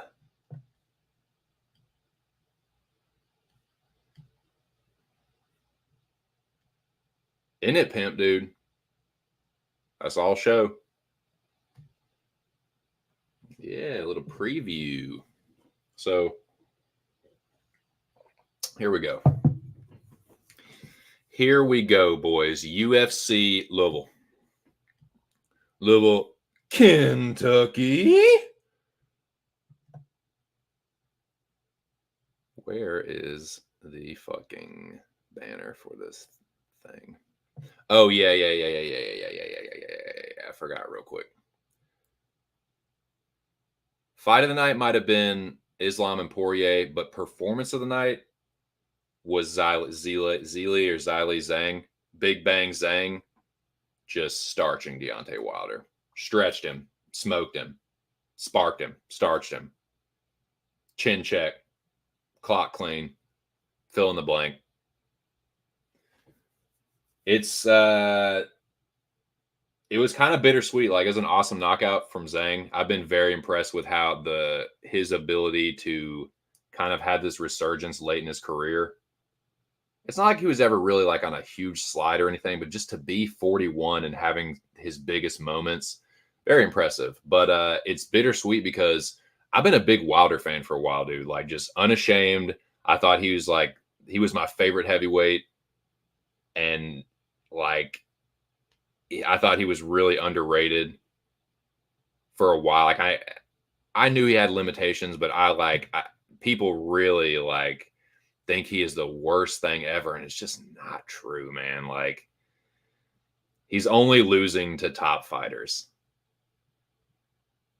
Lost to Tyson 3 times, or he lost to Tyson twice. First one was a drop. I actually thought you could have given Wilder that first one, but anyways, man. So he loses twice to Tyson. He loses the decision to Joseph Parker. And then he gets knocked out by Zhang, who also lost to Joseph Parker. So it's not like Parker is the worst loss in the world. Like he only has a couple few losses himself. So, man, Wilder he's an overhated fighter. He really is. Like I gave him a fucking mouthful about firing Mark Breland and all that ridiculous shit he was on about the excuses. It's like, no, dude, you got beaten by the better fighter, Tyson Fury, on those nights.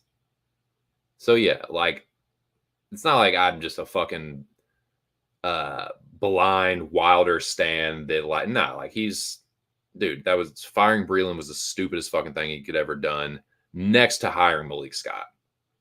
I'm sorry, dude. Like, what the fuck are you doing? You're hiring the dude that you knocked out in one fucking round. I mean, people have been saying on the timeline like Malik Scott set him up. I think who fucking said? Oh, fucking Herring, Jamel Herring was like, dude, I've been telling y'all, fucking Malik Scott was setting him up. But I think I don't think he meant to do it necessarily, but like, or whether he did or not, he turned him into Malik Scott. Malik Scott turned Deontay Wilder into Malik Scott. But yeah, I think Wilder's overhated, but it's just everything comes to an end, man. Like every career is going to come to an end.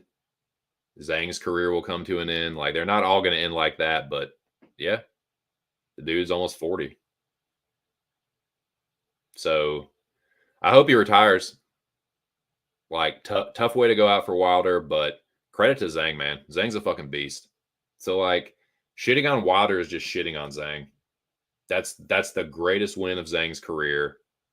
Like I've been so impressed with how he's like, because I kind of like written him off. I was like, oh dude, like he's good, but he's been can crushing, like, and then he fucking fucked up Joe Joyce, and I started taking notice. And then he lost to Parker, and I'm like, like I have Parker rated like pretty high, but I was still like, I don't know if he is the one. But then, man, like who did he fucking beat right before Wilder? Let me pull it up. I'm trying to fight. It's slipping me, man. Or did he? Or was it Parker right before Wilder? Let me see. I'm trying to remember. I get the fucking dude's records mixed up. I know he knocked out Joyce twice, and I think. Yeah, that's what it was. Joyce twice, Parker, Wilder. Okay, I thought there was a fight in between there. Oh, I'm thinking of fucking Joseph Parker. So that's the thing, man. It's like, and I'm about to get to UFC Louisville. I just want to. I have to speak on this because dude, Wilder was another fucking bullet that I dodged. I almost bet that dude, but this is kind of what I think about moving forward in the heavyweight division. Usyk's the man, and I'm glad that he got undisputed because now that simplifies things. Who's going to challenge the champion? There's no this champion, that champion. There is the champion, the one and only, the one true king of heavyweight, Oleksandr Usyk. Who's Usyk going to fight next? I think you got to give it to Parker. As impressive as that win was, Parker beat Wilder too, and then he beat Zhang. So as much as like Zhang and Usyk would be sick, I think you got to give Parker his shot first, man. Because like Zhang, he's someone that people, including me, had kind of written off. Like, again, I have him rated pretty high, but I never thought he would be in a position to like potentially win it all. He's a good boxer. Like he's a good boxer with a decent amount of pop. Like he's pretty well rounded. He's pretty fucking tough. But you know, you look at it and he got sparked by Joe Joyce. So it's like I think there's more parity now in the heavyweight division. I think it makes it more interesting. I think there's some more interesting matchups now. Like, and hey, dude, I know Zhang is old, but that gives me a little more hope, I guess, that Usyk might stay around a little bit more. You know what I mean? Even you can't hold everyone to the Zhang standard because he's a big fucking dude. It's not like, I mean, Usyk is not the biggest heavyweight there is. So but I think there's some really good matchups to be made now. But I think you got to give it to Parker. That's 5 wins in a row. So he goes 24-0. In that run, beating Andy Ruiz, beating Hughie Fury, which is whatever. But he's undefeated. Loses decision to Joshua, decision to Dylon. In a close fight, man. He dropped Dylon at like the end of it. That was a close fight. But then he goes on a huge win streak. Beats Junior Fa and Chisora. Derek Chisora. He beats Del Boy twice. Then he loses to Joe Joyce. And I'm like, okay, that's about it for Parker, right? Nah. Rattles off unanimous decision in 2 KOs against nobodies. But then he beats Wilder and Zhang. So I think you got to give it to him, man. That's a 5-fight win streak. I think he's most deserving. And I think it'd be a good fight. So yeah, make Usyk Joseph Parker. What do you reckon? Joe Parker for a fight? Robert E. You about crazy as fuck. But that's why I like you, brother. Yeah, man. Big show with those pimp-ass graphics. All right, let's get back to, but credit to Zhang, man. And dude, the heavyweight division is fun again. And yeah, AJ's right in there too, man. So I think, hear me out on this, boys. Wilder's going to retire. I promise we're about to talk about UFC Louisville. This is not a bait and switch, but I had to mention this. I had to give Zhang some credit. Yeah, AJ's right there.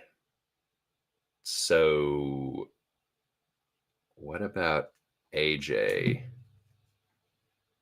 and Zhang?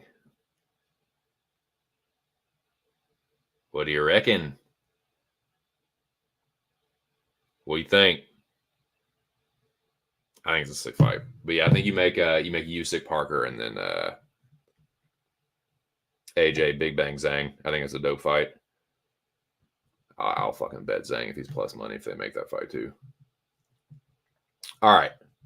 Great. Yeah, Wilder needs to retire, and he has nothing to be ashamed of, man. Again, Zhang, Parker, a dude that might be challenging Usyk. He's got like the best case pretty much. And then Fury, those, like, not one of those is an embarrassing loss.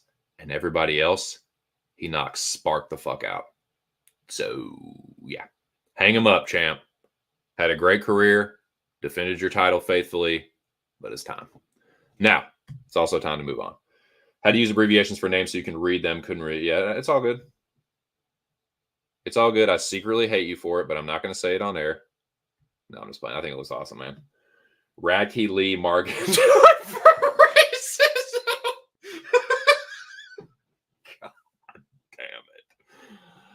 Funny, dude.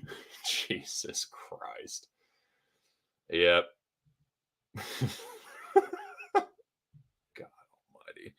What is the weight difference? I don't know, man. He's a big fat boy, baby. At least 50 pounds. I mean, Usyk was pretty heavy for Fury, man. He was like 230, 240. I want to say he was like 240 something. But yeah, you better not fucking come in light against Zhang. Well, actually, I don't know, man. That could be the move. Because like Zhang, he's been beaten by tiring him out. That's how like Hrgovic and Joe Parker, that's how they both beat him. Anyways. But yeah, Zhang, that's a big boy, baby. It's a big fat boy, big power for that big bang Zhang. I think he's a great fucking new kind of a new threat, a new kind of Clubber Lang type dude. The big bully. The big bad kind of boogeyman of the division. I think it's sick. Cuban, Jesus Christ. Yep. Eat your heart out, Texas racism. God. All right, man. Let's get into UFC Louisville. Let's get into it. Shout out to the 27 people watching on X. If you're watching on X, just come over to YouTube, man. It's way more sicker and more tighter. But it is time. UFC Kentuckiana preview. Louisville.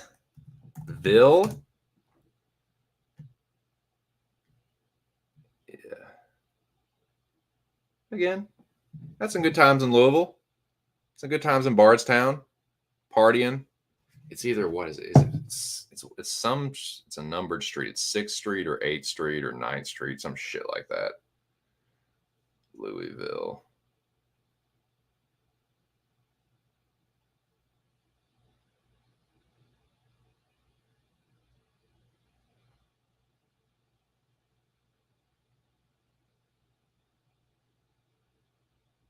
Fourth Street Live. That's what it is. 4th Street Live. Yeah, that shit was fun, man. That was a fucking good time. 4th Street Live. Yup. It's like an outdoor mall, but instead of shopping stores and boutiques, it's fucking clubs and bars. There was a fucking dueling piano bar. That was a lot of fun. And fucking some pretty fun clubs. And this is like late 2000s, early 2010s. I'm aging myself, but yeah, I was in my 20s once upon a time.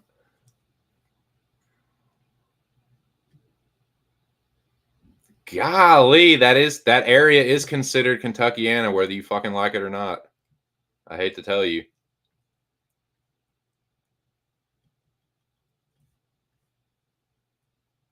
I know you don't, but people call it that. People do say that. Just telling you what I heard. Not saying it's right. Yeah, you're closer to Illinois. That's hilarious. I love that though. I love it. Yeah, you don't fucking claim you don't fucking claim my state, bro. You don't fucking claim that, bro. That's hilarious, dude. That's how I act with fucking that's how I act kind of like with Nova. I cannot fucking stand Nova. But anyways, all right. UFC 302. It's time.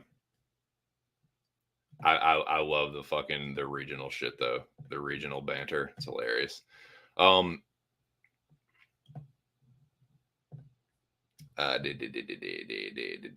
yeah, that I would say like Indianapolis to like down to Louisville, and then the surrounding, like it makes like a big circle and all that. I think those are the two like that's the southern border of Kentuckiana is what I consider Louisville.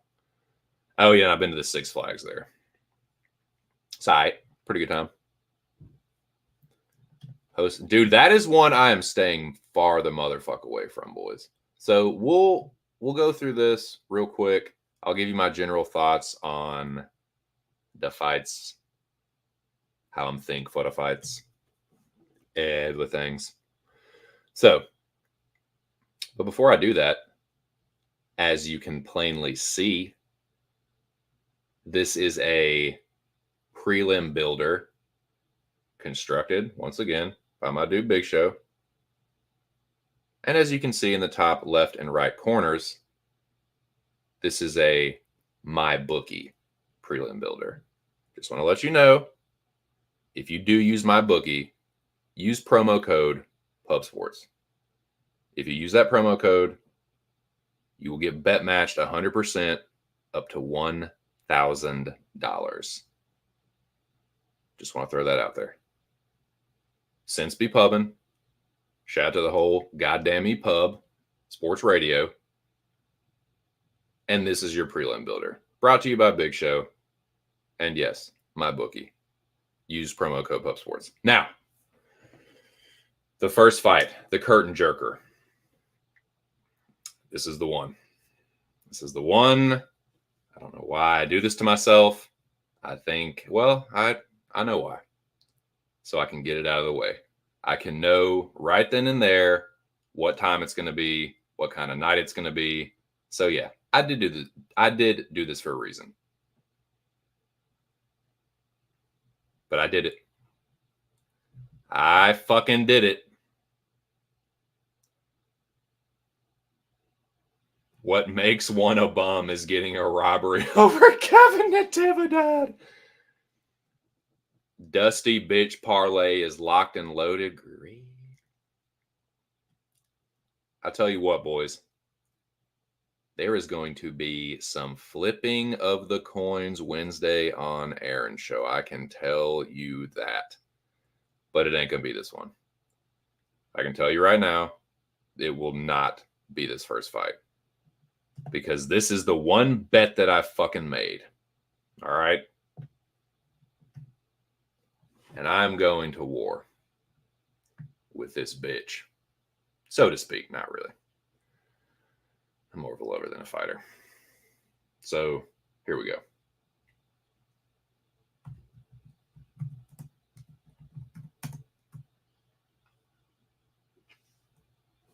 The first bet that I have made for this card for that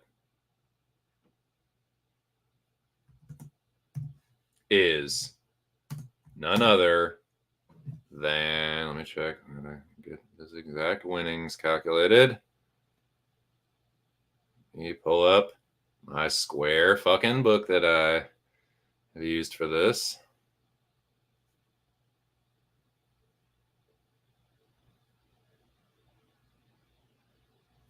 Let's see. Yes, okay. Now that is over 2. That is 2.4. Pays out 2.4 units. Okay, here we go. This is the first bet that I've made for UFC Louisville. And I like it. It is the kind of bet that I've been making this year. In the kind of fight that I've been betting, or the kind of spot that I've been betting and having some success in. It is that like high ones, like plus 190, plus 185, like plus 185 to like plus 3 something. That's been my sweet spot this year for underdogs. That, and like I said, the Locker Room Talk podcast parlays and like a handful of Zhang Li's. It's been a winning formula. But this bet right here fits in that. So you would see this, like I would see this first fight and normally be like, you know what? I'm just going to flip the fucking coin. I'm not going to tape it. I'm just not. But I saw the odds and I remember that High-End Amanda fight, her debut. And I know that the chick she fought was undefeated and she's very talented. But I still just wasn't very impressed with either of them. And she doesn't have like all of her losses aren't like the worst in the world, but she's got a couple fucking bad ones, dude. And she really doesn't have any like kick-ass wins. So this I'm not saying High Amanda shouldn't be like the favorite, but I don't think she should be that wide of a favorite. So this could be foolish. I could look really fucking stupid. But my first bet is the first underdog of the night. Give me the Indian chick. I think she's got a little bit fatter of a booty. She is the better striker, in my opinion. And she's the first female Indian fighter signed by the UFC. So she has a little bit of narrative in her favor. Whereas High and Amanda, she's just another kind of like mid-row Brazilian chick. Plenty of those. You know what I'm saying? So I think there's a little bit of novelty towards Tomar. And yeah, just kind of the way she fights. Like she, they both are kind of like counterpunchers on the feet. But Tomar like throws and combos, and she kind of like key eyes and shit too.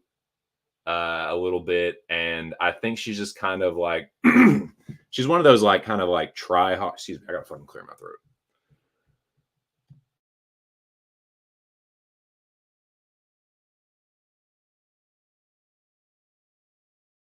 Sorry, I had to hock a lug. You know, I didn't want y'all to hear that nasty shit. But yeah, give me the chick that I think she's gonna try hard. She's gonna throw these like big effort like combos. I think she's going to have kind of a ridiculous speed advantage. I don't know, man. I've been watching High and Amanda footage, and she just looks a lot slower than Tomar to me.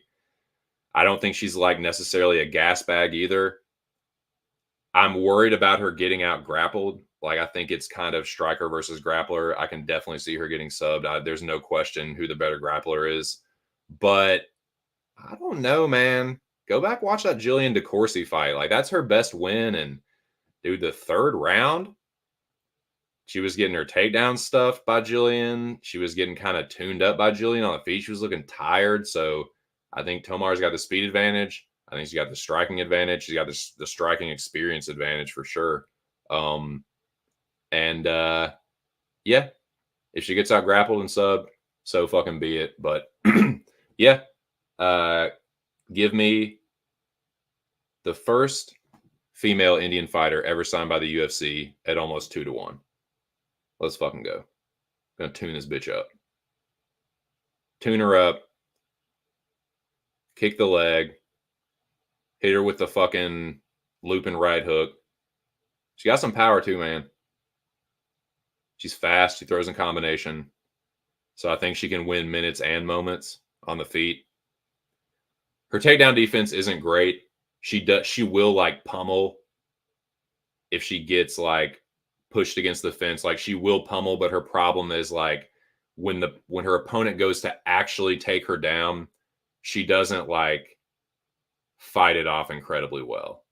But she will like she can like break from a body lock. She will like swim the arms and pummel and all that shit. But yeah, her takedown defense isn't like super great, and Amanda could fucking take her down and choke her. But anyways, man, give me the chick that's almost like 2-1. That's gonna be my big play. But I'm just not getting crazy with this card, dude. It's just too greasy. I don't feel like it feels like a minefield, and it feels like a card that I would just, I don't know, I don't want to chase any. Like, I don't know, man. This is a call like I would normally just kind of like, oh, I want to build on, that slight win I had, but this just doesn't feel like the one. I'm not going to get too involved on this card, but yeah, just one. I feel like the line's a little bit wide, and yeah, come in and make a splash for India.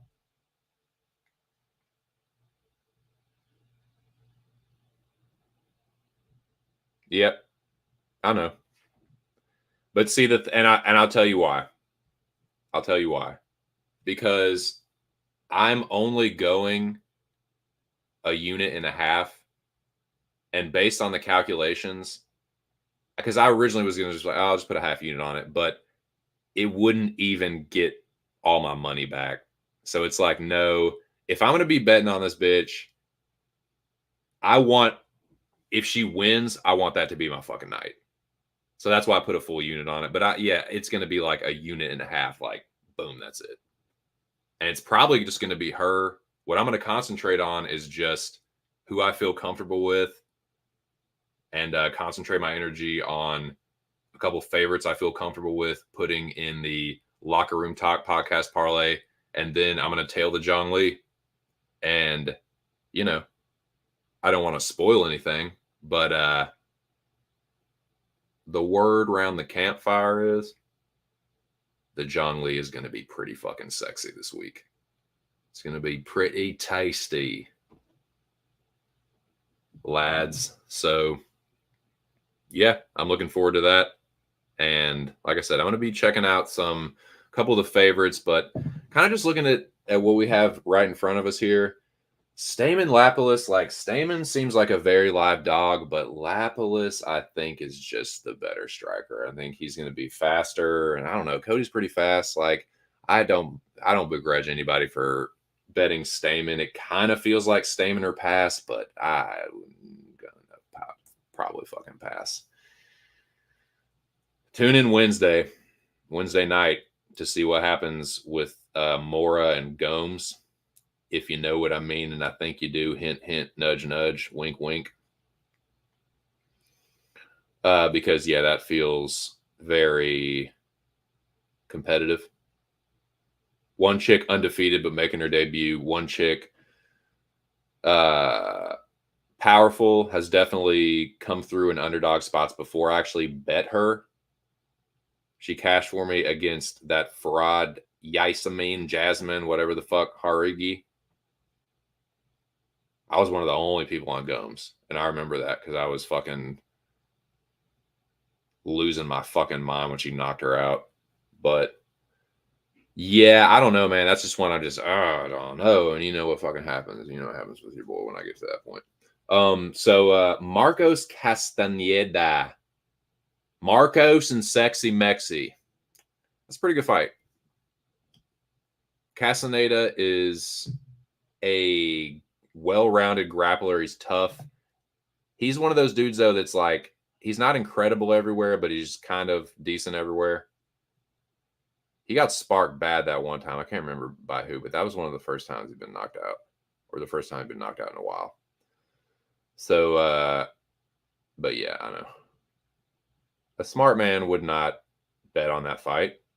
And a smart man would definitely not put a whole unit on it, but am I really that smart? I mean, I'm not like dumb, but like I'm not the smartest man in the world. So yeah, sure. Why the fuck not? A smart man passes though. High Amanda has just not looked very impressive, and she just looks slow to me compared to her. But yeah, I get anybody wanting to pass. But what am I? Fuck. Where's that goddamn thing? There we go. Best fighter in India's history. KB Bular? No. Negative. Ridiculous.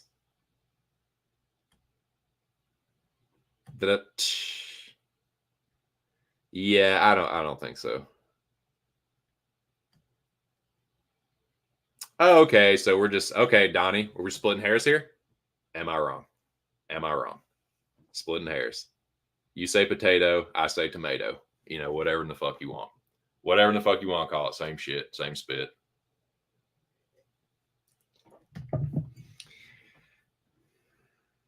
Appreciate it, yeah. That one made me happy. Yasmin, Sean Strickland. Run starts now. So I'll say fraud at a certain level, but yeah, she's a good fighter, just not like overrated for sure, overhyped. Hype job is more like it. So now, how about we talk a little bit about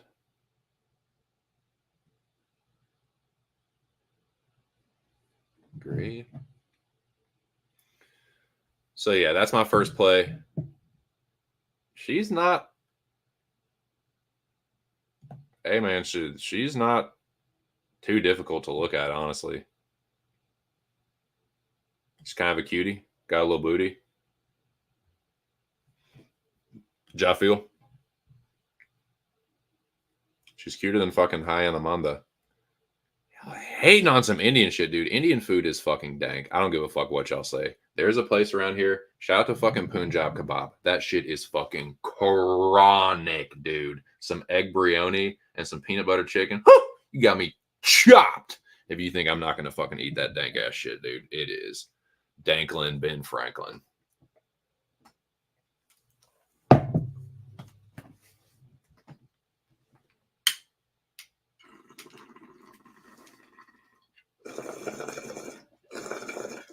But yes, we all know some fucking Indian dude that had BO and they eat a lot of curry, so the curry comes out of their pores. Yeah, we all know what they did.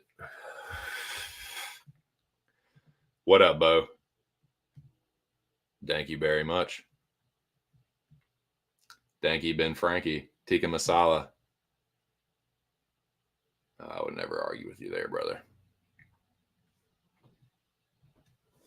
Now,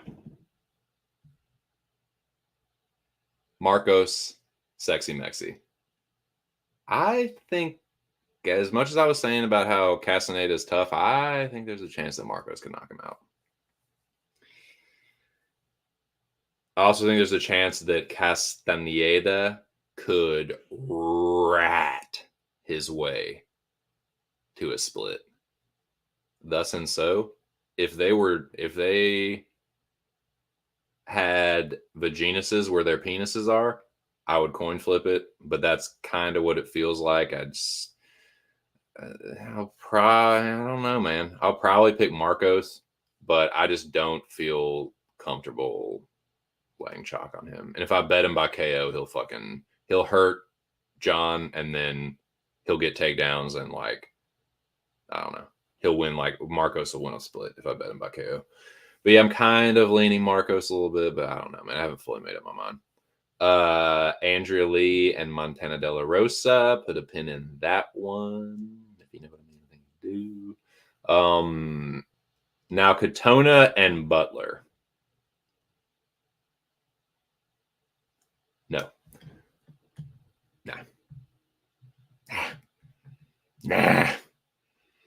Nah, dude. Why? There's plenty other spots to get greasy. Why would you get greasy on that one? What a fucking jabroni fest, dude. Brad Katona versus Jesse Butler. What the hell is even that? Talk about just what does that fight mean for either one of them? I mean, it would be a good win for Jesse Butler, I suppose, but what is that for Brad? Like, what even is Brad Katona right now at this point? What is this fight? What is this fight? No way. No way, Jose. No, thank you. Where are we at? Now, this one right here, I think this is going to be a fucking good fight. I really do, man. I like this fight. Chuck Buffalo, and shout out to my dude Getting Bills. Oh yeah, and before I forgot to mention this, man. Well, I briefly mentioned. I kind of passed over it though, dude. Stubborn Mick. I already said it, dude. You already know. You had a fucking killer weekend. You kicked ass. You hit one of the greasiest part. Like, eat your fucking heart out, Jack. That parlay was so fucking greasy and awesome, and I couldn't be happier for you. Stubborn Mick killed it. My dude Billy Briz killed it too, man. On air, like Billy, me and Big Show and Billy were like shooting the shit for at least a half hour after that stream ended, and this is like 1, 2 in the morning. But Billy, like, I was wired too, but Billy, like, had a great fucking night, man. He cleaned the fuck. I think he might have had like a sweep with like all his bets, and he be betting some greasy shit too, man. So I know Islam winning and subbing Dustin, like, Billy was over the fucking moon. So shout out to him, man. And yeah, we'll be back. You can catch your boy on Wednesday. I believe it's Wednesday, with Billy Briz, Mills, and big show. Once again, the Locker Room Talk podcast. And dude, I don't even know with this one, but I think it's going to be a sick fight. That's all I got today. I think it's going to be dope. I'm going to think more about it. I'm going to do a little bit more tape study perhaps, but I'm very intrigued. Just as a fan, I think it's a good test for both of them. I think Radke he's definitely been underrated by me, but it's against Blood Diamond and Urbina. So I have to temper expectations a little bit with him, but also like fading him has not gone well for me. But I also faded Carlos Prates. Trevin Giles was one of my worst bets. If that fight was this year, one of my worst bets of the year. If it was last year, one of my worst bets of last year. Whichever the case may be. I did bet Trevin Giles against Prates, and lordy. But this is a tough one, man. So this is one where it's like I almost hope the boys aren't. I know Billy's gonna. I'll tell you this. Spoiler alert: Billy is gonna be all over Carlos Prates, and I don't know, man. I wouldn't want to I've been doing so bad trying to fade Chuck Buffalo. It's like I wouldn't want to bring any kind of bad fortune on that, but I don't know, man. I haven't done well picking Prates either, but yet both I would say this is matchup of two underrated fighters. I think both of these guys are underrated. Both of them have some not great losses, but they're both kind of underrated, and they're both on at least 2 fight win streaks. So this is a great match. This is a good fight. This is good matchmaking. I think the Louisville crowd will be drunk as fuck at this point, and this will be for the people. Pretty sure they're gonna get after it. Dude, I don't hate it, man. I really don't, dude. It's random and what? What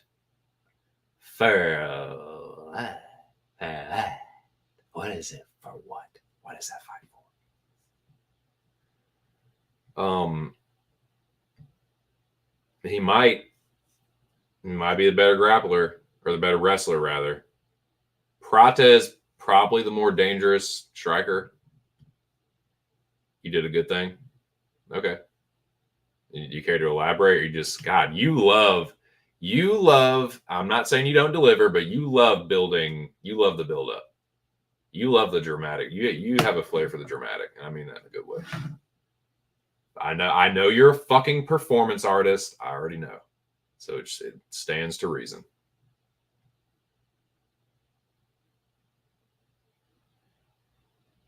Prates was getting worked until he wasn't. Yeah. And that is every fucking time I've ever bet on Trevin Giles. Hell, he's blacklisted for sure, but he looked good against Dricus. He looked good against was it Morales? Michael Morales, right? And then the same shit here. It's just dude. He looks good till he doesn't. Knock the fuck out. Oh! Your ears must have been burning. Speak of the devil and he shall appear. Yeah, I don't know if you heard. You probably did. I was just putting you over. Sup, doe. Player, what you doing? Yeah, I know. I remember you told me to my face. You told me to my unusually large skull. For sure. I mean, I'm kind of leaning towards Prates, but again, dude, I've had not good luck trying to fade Chuck Buffalo, and I just would not want to put any kind of wiki hoodoo voodoo on it inadvertently. Not that I would ever try and do that, of course, but yeah, I'm sort of slightly leaning Prates, but I feel like it feels like a Buffalo or pass, but I don't know, man. I think it's gonna be a good fight though. But great to see you in the chat, Billy. I'm not even going to ask you if you had a good weekend with the UFC. I fucking already know you did. Locker Room Talk podcast, Busters. Yeah, we fucking cleaned up with the parlays. I know you hit some greasy props and some... Dude, these two dudes right here, Billy and Stubborn Mick, had two of the best weekends in the community, period. Period. Those two barrages right there. Those my dogs. Killed it.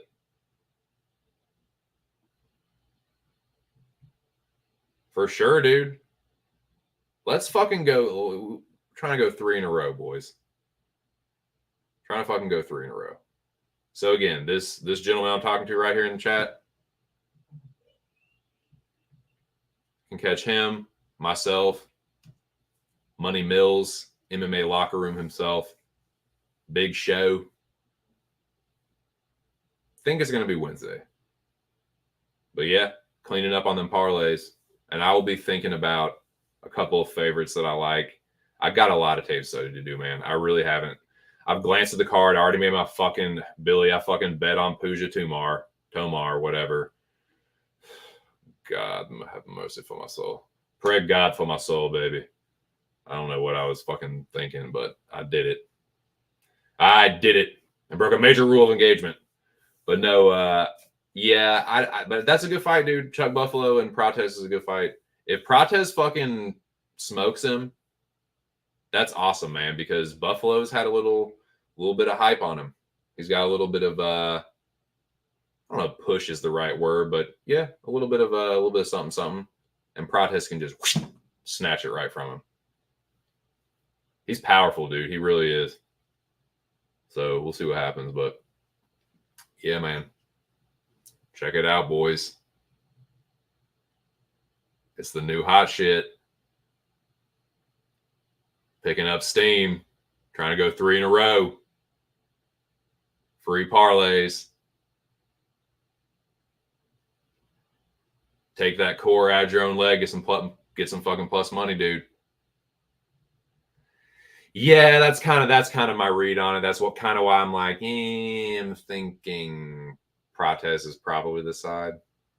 But I'm just like, that little baby nuts. They're going up in my stomach because I'm like, Chuck Buffalo has been feeding me so much. I'm sick of eating Chuck Buffalo crow. The third time could be a charm. I think the third time could probably be a charm. And I'm giving it all back on my 40th. Just gonna get so greasy. UFC Louisville turns you upside down and fucking shakes your pockets out. Oh man, no, hell, that ain't gonna fucking happen. That ain't gonna fucking happen, dude. Fuck that shit. Mick gonna have a fucking killer over the hill celebration. Fucking, I don't want to talk about riding the wave because the last time I said ride the wave, I thought it was all fucking chill, and I fucking got wrecked the next week, dude. So I don't know if I want to make that the slogan, but yeah, like Billy was saying, good vibes, man. Good vibes from Smith, Billy, the Locker Room Talk podcast, man. Like, let's just build on that. Have another fucking good week. Let's do this shit. Racky fought a kickboxer like I need to, so I'm worried about Prates. Yeah, but I feel like Prates be cracking though, dude. Prates has for real like bricks in his hands. Sup, Billy? Dude, I remember when he made fun of me for that. I was crack. I had to quick mute it because I was cackling like a fucking hyena. Yeah, I mean, I feel like he's a live dog. I do. I'm slightly leaning Prates, but I feel like he's a live dog, and it's like I'm probably like, I'm not gonna lie, like if everyone else is on Carlos, then yeah, that might be what I'm on too, but we'll see. Let's fucking go, dude. Let's motherfucking go. For free. All for free.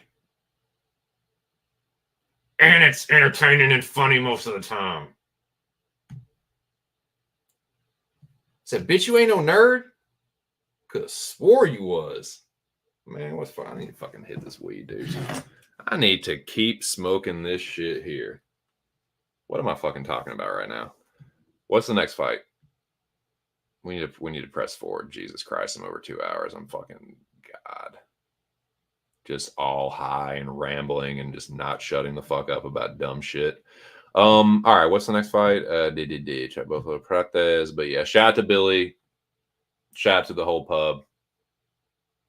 Billy's all over Prates. I think I will likely pick Prates, but I don't begrudge anybody for taking Chuck Buffalo as an underdog, who I think he's a live one. I also kind of think Thiago Moises is live, but again, when I think about betting it, I have a vagina where my wiener should be, so I don't know if I'm going to bet it, but I'm kind of thinking that Moises might be a live dog. He is a much better grappler than Ludovic Klein. But Ludovic Klein, rid of it. He hit a very hard. Hit a very, very hard. And I think this is a striker versus grappler, man. If Thiago Moises gets on top of Ludovic Klein, he's going to get motherfucking choked. I'm very confident in that. But I think Ludovic could also spark him. So this is another one. Chuck Buffalo, Prates, and this one back to back. I think that's pretty good fight placement, bout placement, if you will, in the card. So credit to the UFC matchmaking team for that, at least. This is main card. Your face is fucking main card. Your butt's main card. Great in one. I think whoever wins this fight is going to look. Yeah, I agree, dude. Because exactly, Moises is going to choke him, or Rudovic is going to fucking send him to the Shadow Realm. But that's a good fight, and I love Ludovic Klein at 55. So that is that fight. Skirmer. Main card. Puna versus Miguel Baeza. Seen a lot of people on Puna. I don't know. I just don't know. You have to tune in to Aaron the Dog MMA and Movie Trivia. That's the name of his channel. Tune into his Wednesday night UFC breakdown show. I will give you my pick for this fight then and there. So be there. I know you'll all be waiting with bated breath, but yeah. I need to tape this one a little bit more. I need to think on it a little bit more. And I'm not going to make the fucking pick today. All right, Mick? So don't twist my fucking arm about it, please. Puna season. Could be. I just can't know. I just can't know right now. Miguel is damn near minus 200 right now. And outside of maybe sprinkling a sub shot for Miguel, fuck all the way off that. It's a dog or pass. This is how I feel about it in general terms. It feels like kind of a 50-50 to me. Both of these dudes are the dudes that have both had a little bit of hype to varying degrees at one point, and then we're both kind of exposed. And neither one of them have really like bounded back. So I feel like this is one of those like, okay, which one of you guys is going to try and build a little momentum back and like try and maybe get back to some of the, you know, a little bit of the hype or whatever that was on them maybe a few fights ago for each dude respectively. You know what I'm saying? I feel like it's that kind of matchup. I'm sure there's a way to fucking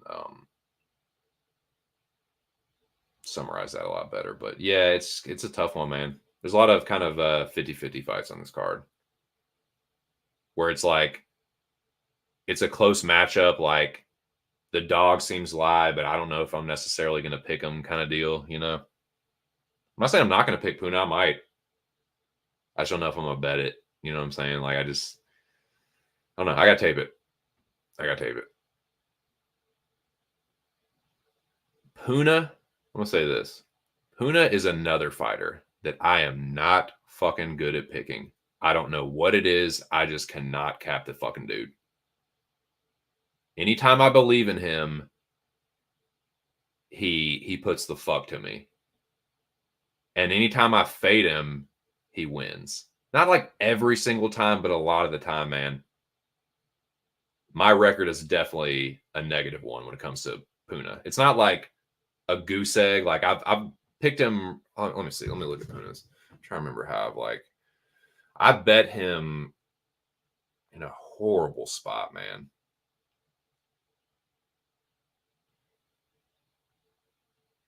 Puna, Pile, Soriano.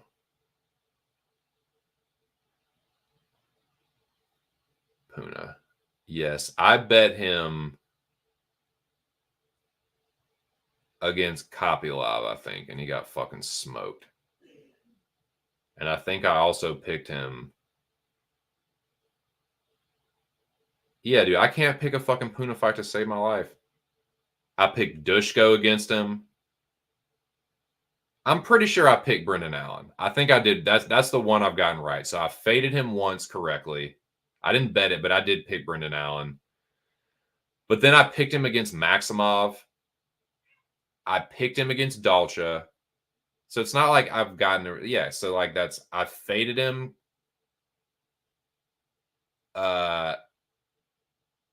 once correctly, and I've gotten one of his like wins. Like I backed him once. I faded him once correctly, and I backed him once correctly. Every other time, Stoltzfus. I picked him against Stoltzfus and Kopylov. I picked him against Maximov, and I picked him against Dushko. I can't pick the motherfuckers' fights to save my life. So, yeah, like I think he might be live, but you know, I'm just like, that probably means Baez is a fucking win, dude. I mean, I think Baez, I don't know, man. I'm just gonna have to take that one and think about it a little bit more.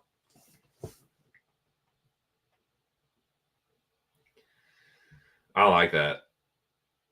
Yeah, I don't like that weight cut though, man. He's a big fucking dude,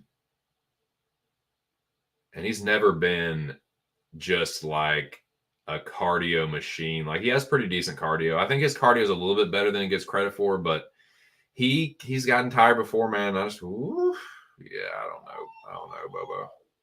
Ooh, I think that means something good happened for the edge. I reckon. I don't believe either one of these guys. Dude, brother, you ain't never lie about that. That's why I got to make a pick. It's not like I'm going to flip a coin or anything. I just got to tape it a little bit more. Tape it and think on it a bit.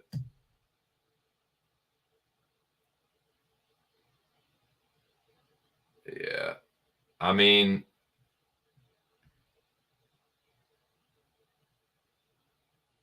yep.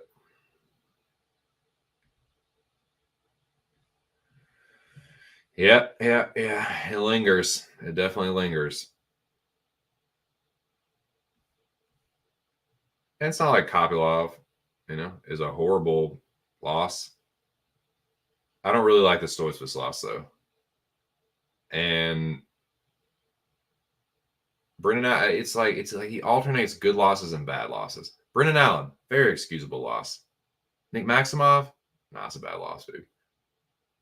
I kind of thought he won that fight. I'm not gonna cry robbery. It was very close, and Maximov grapple fucked him, but he also got tired, and Puna did do, I think, a little bit more of the damage. But anyways, that's still a bad loss.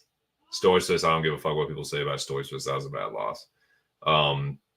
But like Kopylov and Allen are totally excusable, but Dalcha's a shitty win. Dushko's not a great win. You know what I'm saying? So it's like he doesn't have great wins, and his losses are alternating good and bad.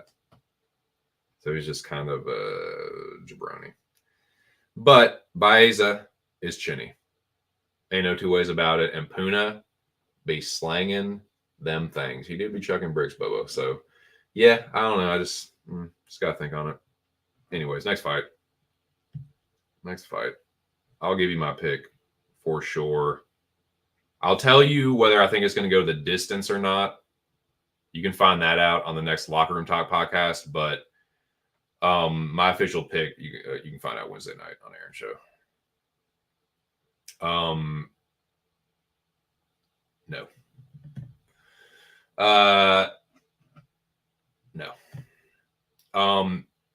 This is a weird one, man. This co-main is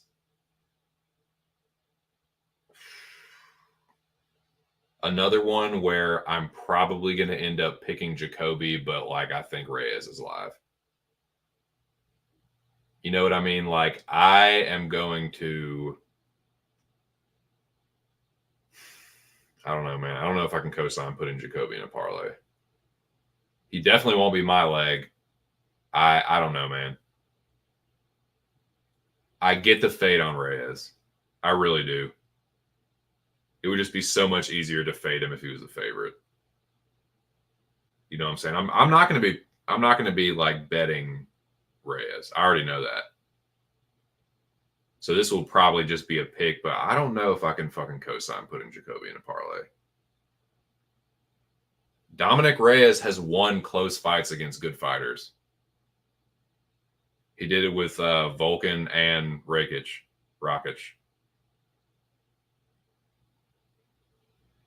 He hurt Jerry. I thought he beat John Jones. Now he ended up getting smoked by Jerry. The Span loss is not a good look, but I mean, he's fought a higher level competition than Jacoby, and Jacoby has lost to fighters that I don't know, man. Reyes has had such a weird career.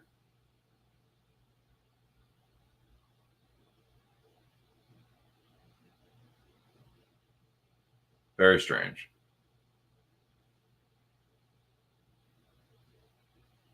A lot of people thought I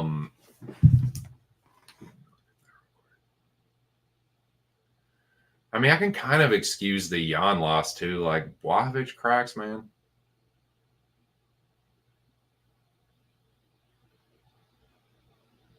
Dom Reyes back in action. Well, he's certainly taken a good bit of time off since the Span KO. God, that was a bad one too. It was just boom, boom, boom, 4 in a row, man. Tic-tac-toe. Now, I'm sorry. He didn't fight. I'm sorry. I got that confused. He did not fight Rakic. I'm thinking of Volkan. Volkan fought Rakic and Reyes. Scratch that. Forgive me. I thought Volkan beat him, but that was a close fight. He won that. He knocked out Jared Cannonier. That's not a terrible win whatsoever. That's Jared Cannonier at light heavyweight, but still. That ain't a bad fucking win. Not a bad win. OSP 6 years ago isn't a bad win. You know what I'm saying? So Reyes is live to me, but I don't know, man. Like Jacoby wins and loses decisions, but every now and then, man, he can kind of flash some sneaky power, like unexpected and just a dodgy chin like Reyes. That could either shut his lights out or maybe like swing the round. So I don't know if I'm totally like writing off Jacoby. I just don't know if I want to parlay him. But Reyes seems like a very live dog, and he's fought a higher level of competition. It's just tough one to pick, man. Pretty good fight though. Like I don't hate it at all. Not bad at all. I'm not even gonna try and shit on it.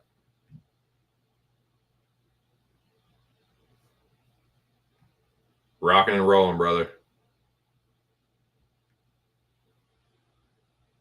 Yes, indeed. Appreciate it, dude. Hey, man, I appreciate all your support, dude. It keeps me going for real. Dom, dude, I've been saying this since I started streaming. Some people like will tell you, oh, dude, it doesn't matter. Like I can have nobody in there and I would just stream just for the love of it. And like, I do love doing this, but I need somebody to fucking talk to, man. I cannot just fucking bounce the tennis ball off the fucking wall. You know what I'm saying? I need like a little interaction. So I really appreciate everyone that comes through for these streams and have been supporting the channel and shit, man. Y'all are the best. Now,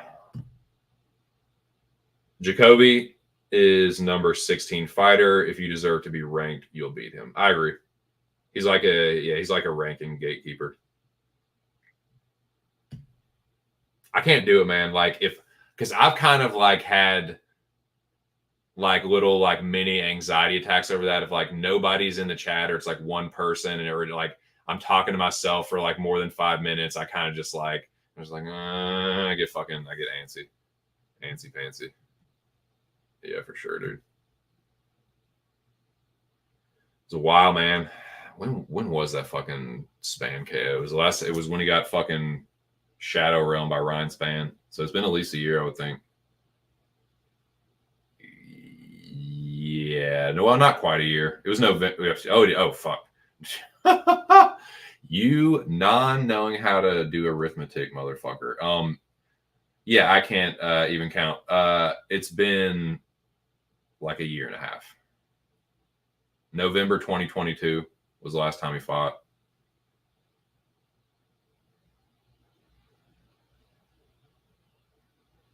So yeah, a little over a year and a half, right?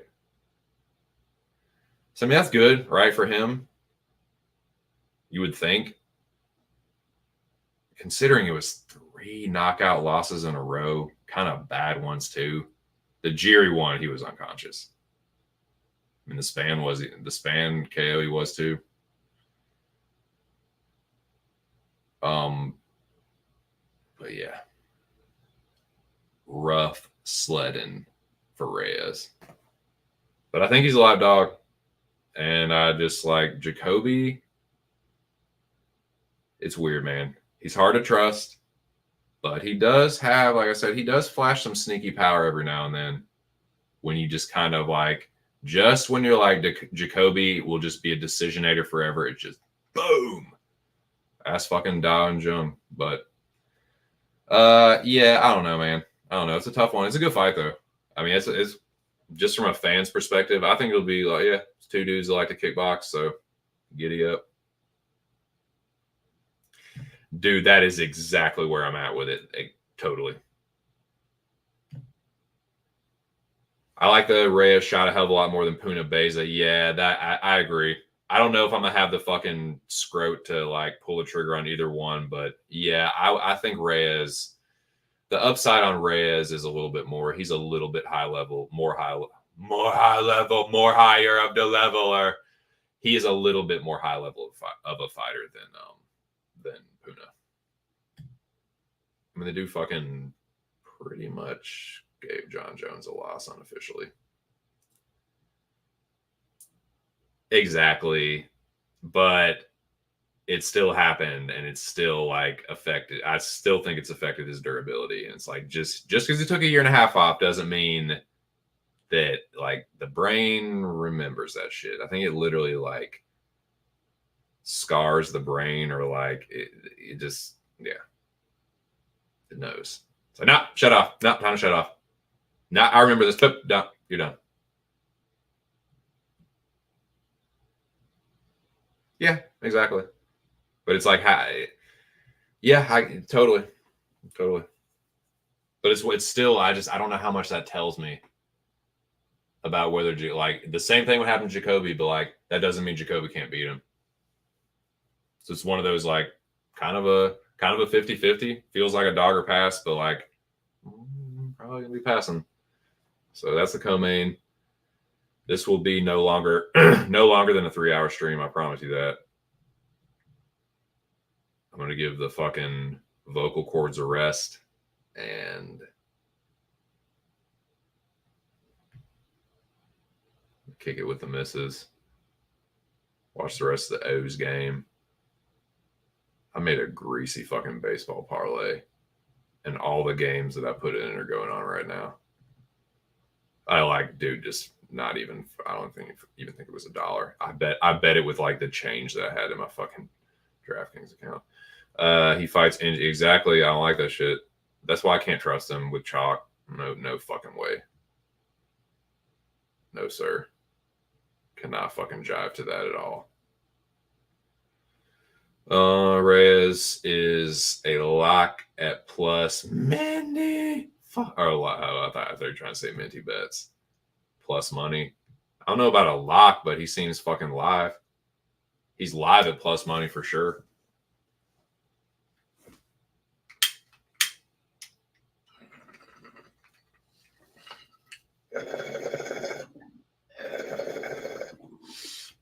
I mean, I know you can't cap fights like this either, but like, what do you think Reyes,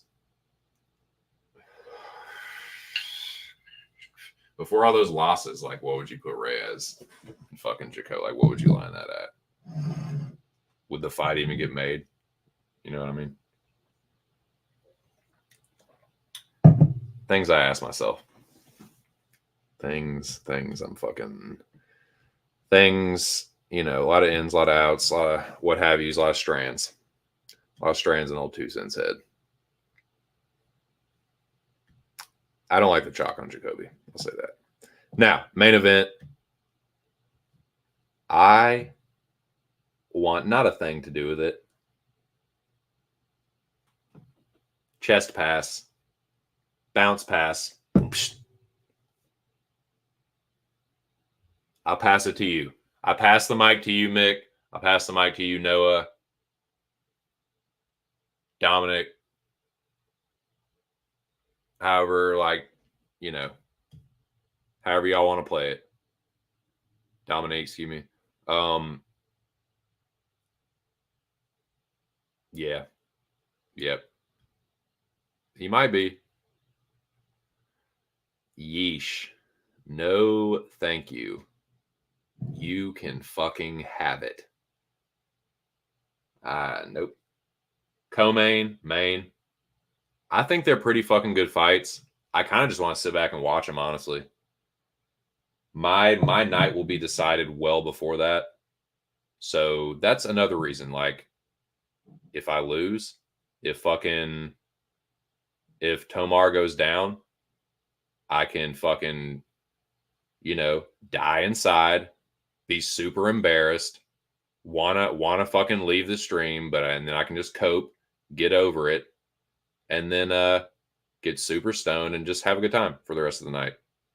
And maybe I just fucking foolishly chase or something. I'll make sure and I have fun regardless. But yeah, and then that's worst case scenario.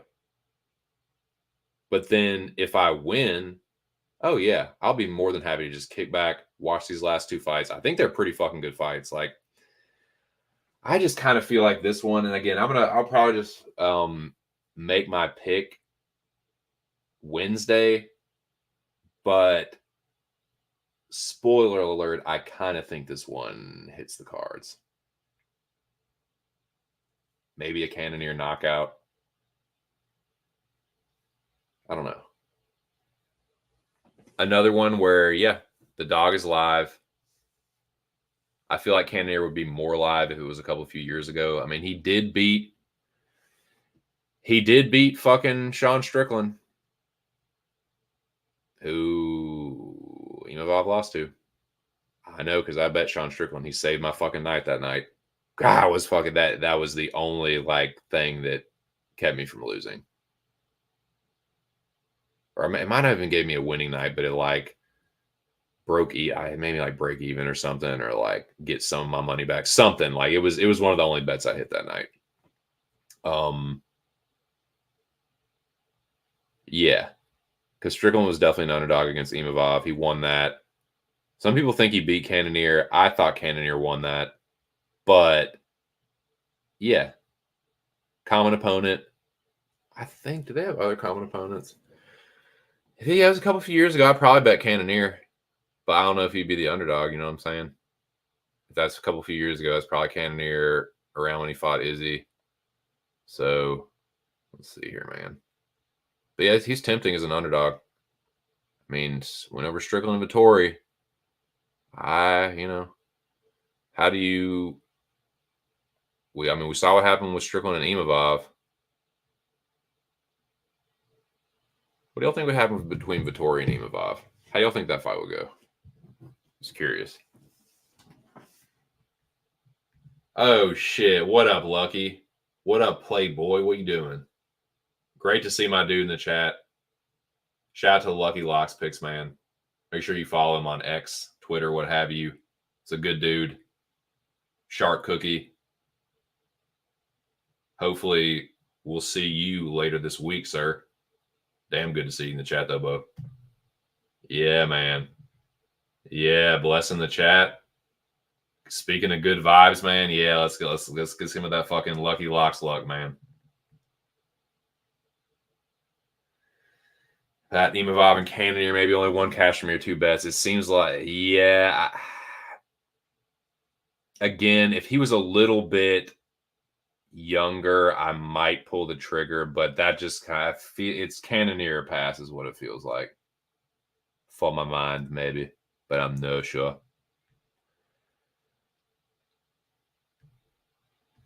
Yeah. Let's fucking go. Hey, you heard the man. Tune in Wednesday night, boys. Aaron the Dog MMA movie trivia. I'll be there, man.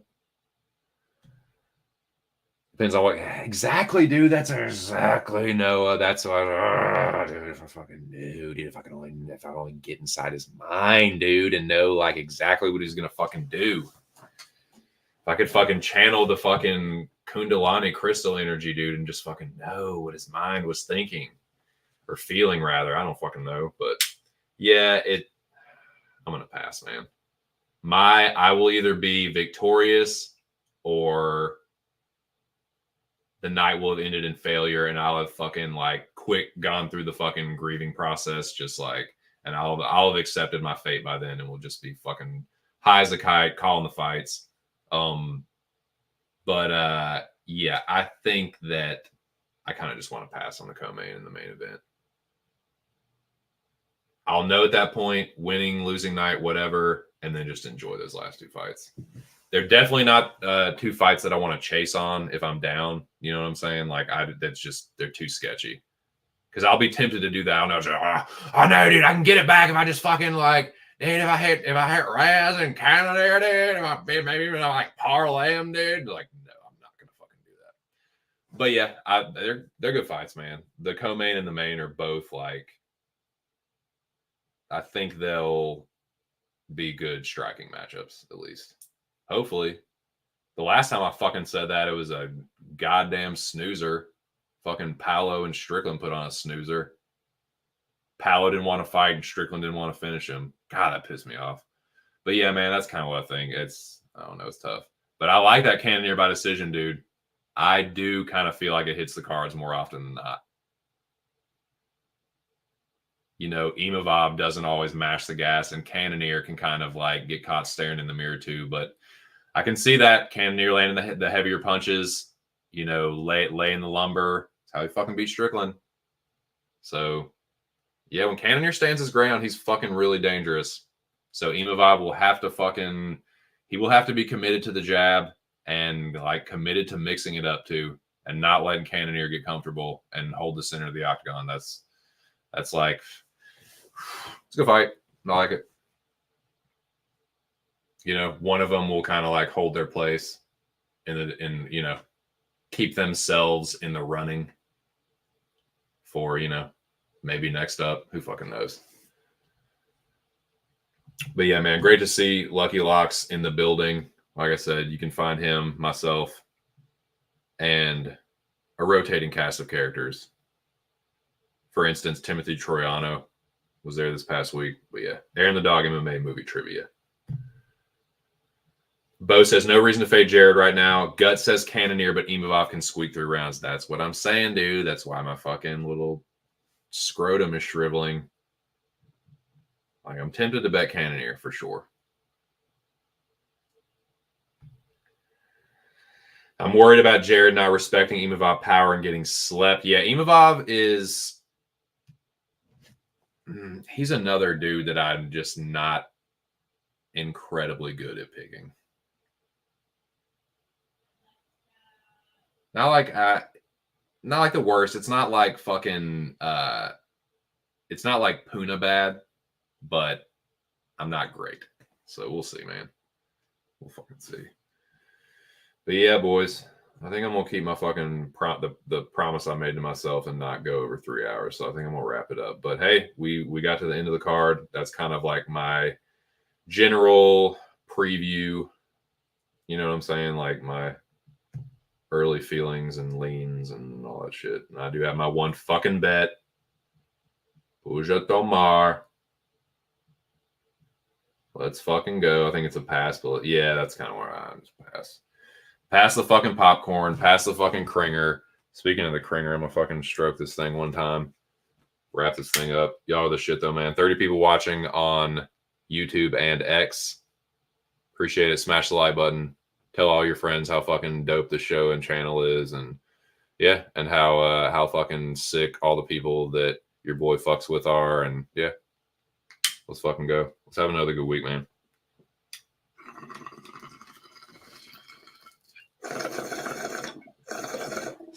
I hate to be all greedy and shit because I am super grateful that even though I didn't win much, it was a win instead of taking a fucking bloodbath like a lot of fucking dudes did this past weekend. But I still want to win more. Is that wrong? Is it wrong that I want to fucking clean up? Can a man not want to do that in a world? I think he can. I think he by God can. I think I by God will. I'm gonna try anyway. So yeah, let's go. Let's go Puja Tomar. And I'm gonna see what happens. I believe. Let me just wrap this thing up. Hey, right back at you, my dude. Yes, sirree. Yeah. Sloth has a fucking blockhead, though. He probably would have got the finish. Yes, indeed. Exactly, man. I'm just funning, though. That's why I just, yeah. Like, slow and steady has just been my mantra for this. That's why I don't like, yeah, there's certain like weeks where like, man, if I had bet more on that, I could have fucking just had a really fucking crazy week. But no, I don't. I will. I'm trying to think of the last time I bet like over 3 units. It's been a long fucking time, man. I just keep it slow and steady. You know, but nah, man, I'd love to have a big week, but I'm not going to go crazy. Again, I'm dialing it back, like tempted to just like, oh, let's fucking, had a good week this past week. Let's fucking just build on that. And I'll just fucking drop the fucking hammer. But this card's too greasy. So I'm just going to pick my spots. This is what I've been doing. It's what's been keeping me winning, keeping me green, positive, keeping me with profit. And that's what I'm going to keep doing. So shout out to all you guys. I appreciate all the support. He is, dude. He's got a big fucking virtual planetoid for a cranium. Appreciate it, dude. Yes, indeed. Well, that's going to do it for me, boys. Let me get the fuck up out of here. Yeah, let's fucking go, Bo Jackson. Oh, yeah. You bet your sweet ass. I agree, man. Best of luck with all your tape study, Lockie. Lockie. I always say fuck. I always do that. Fucking dumbass. Best of luck, Lucky. Not that you'll need it. You definitely won't need it. Let's fucking go, boys. Let's have another good week. Good vibes. And yeah, let's all fucking get rich. I'm gonna get the fuck out of here though, man. Let me do my little outro and plugs and hair plugs. Let's see. Yes, I think we covered everything. Yeah.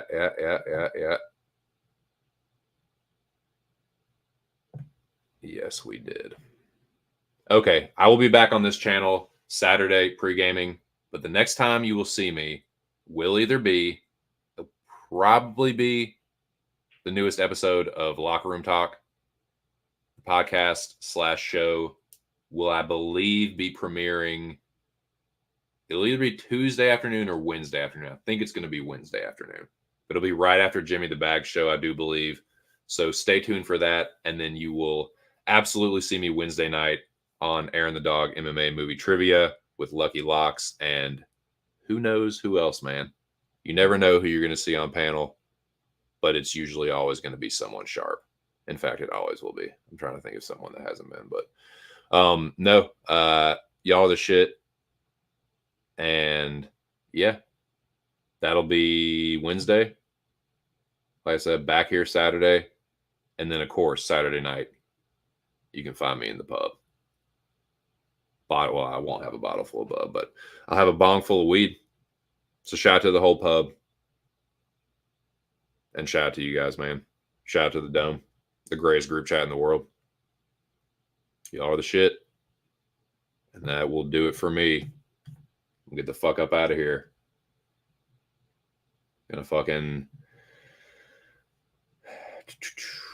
Gonna dodge some more bullets.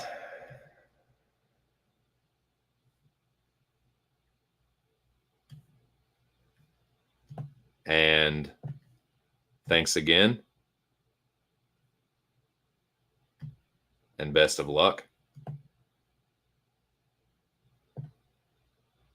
And smash the like button.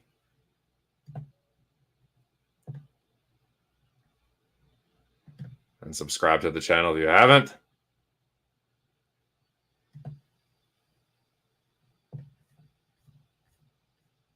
And subscribe to everyone I told you to.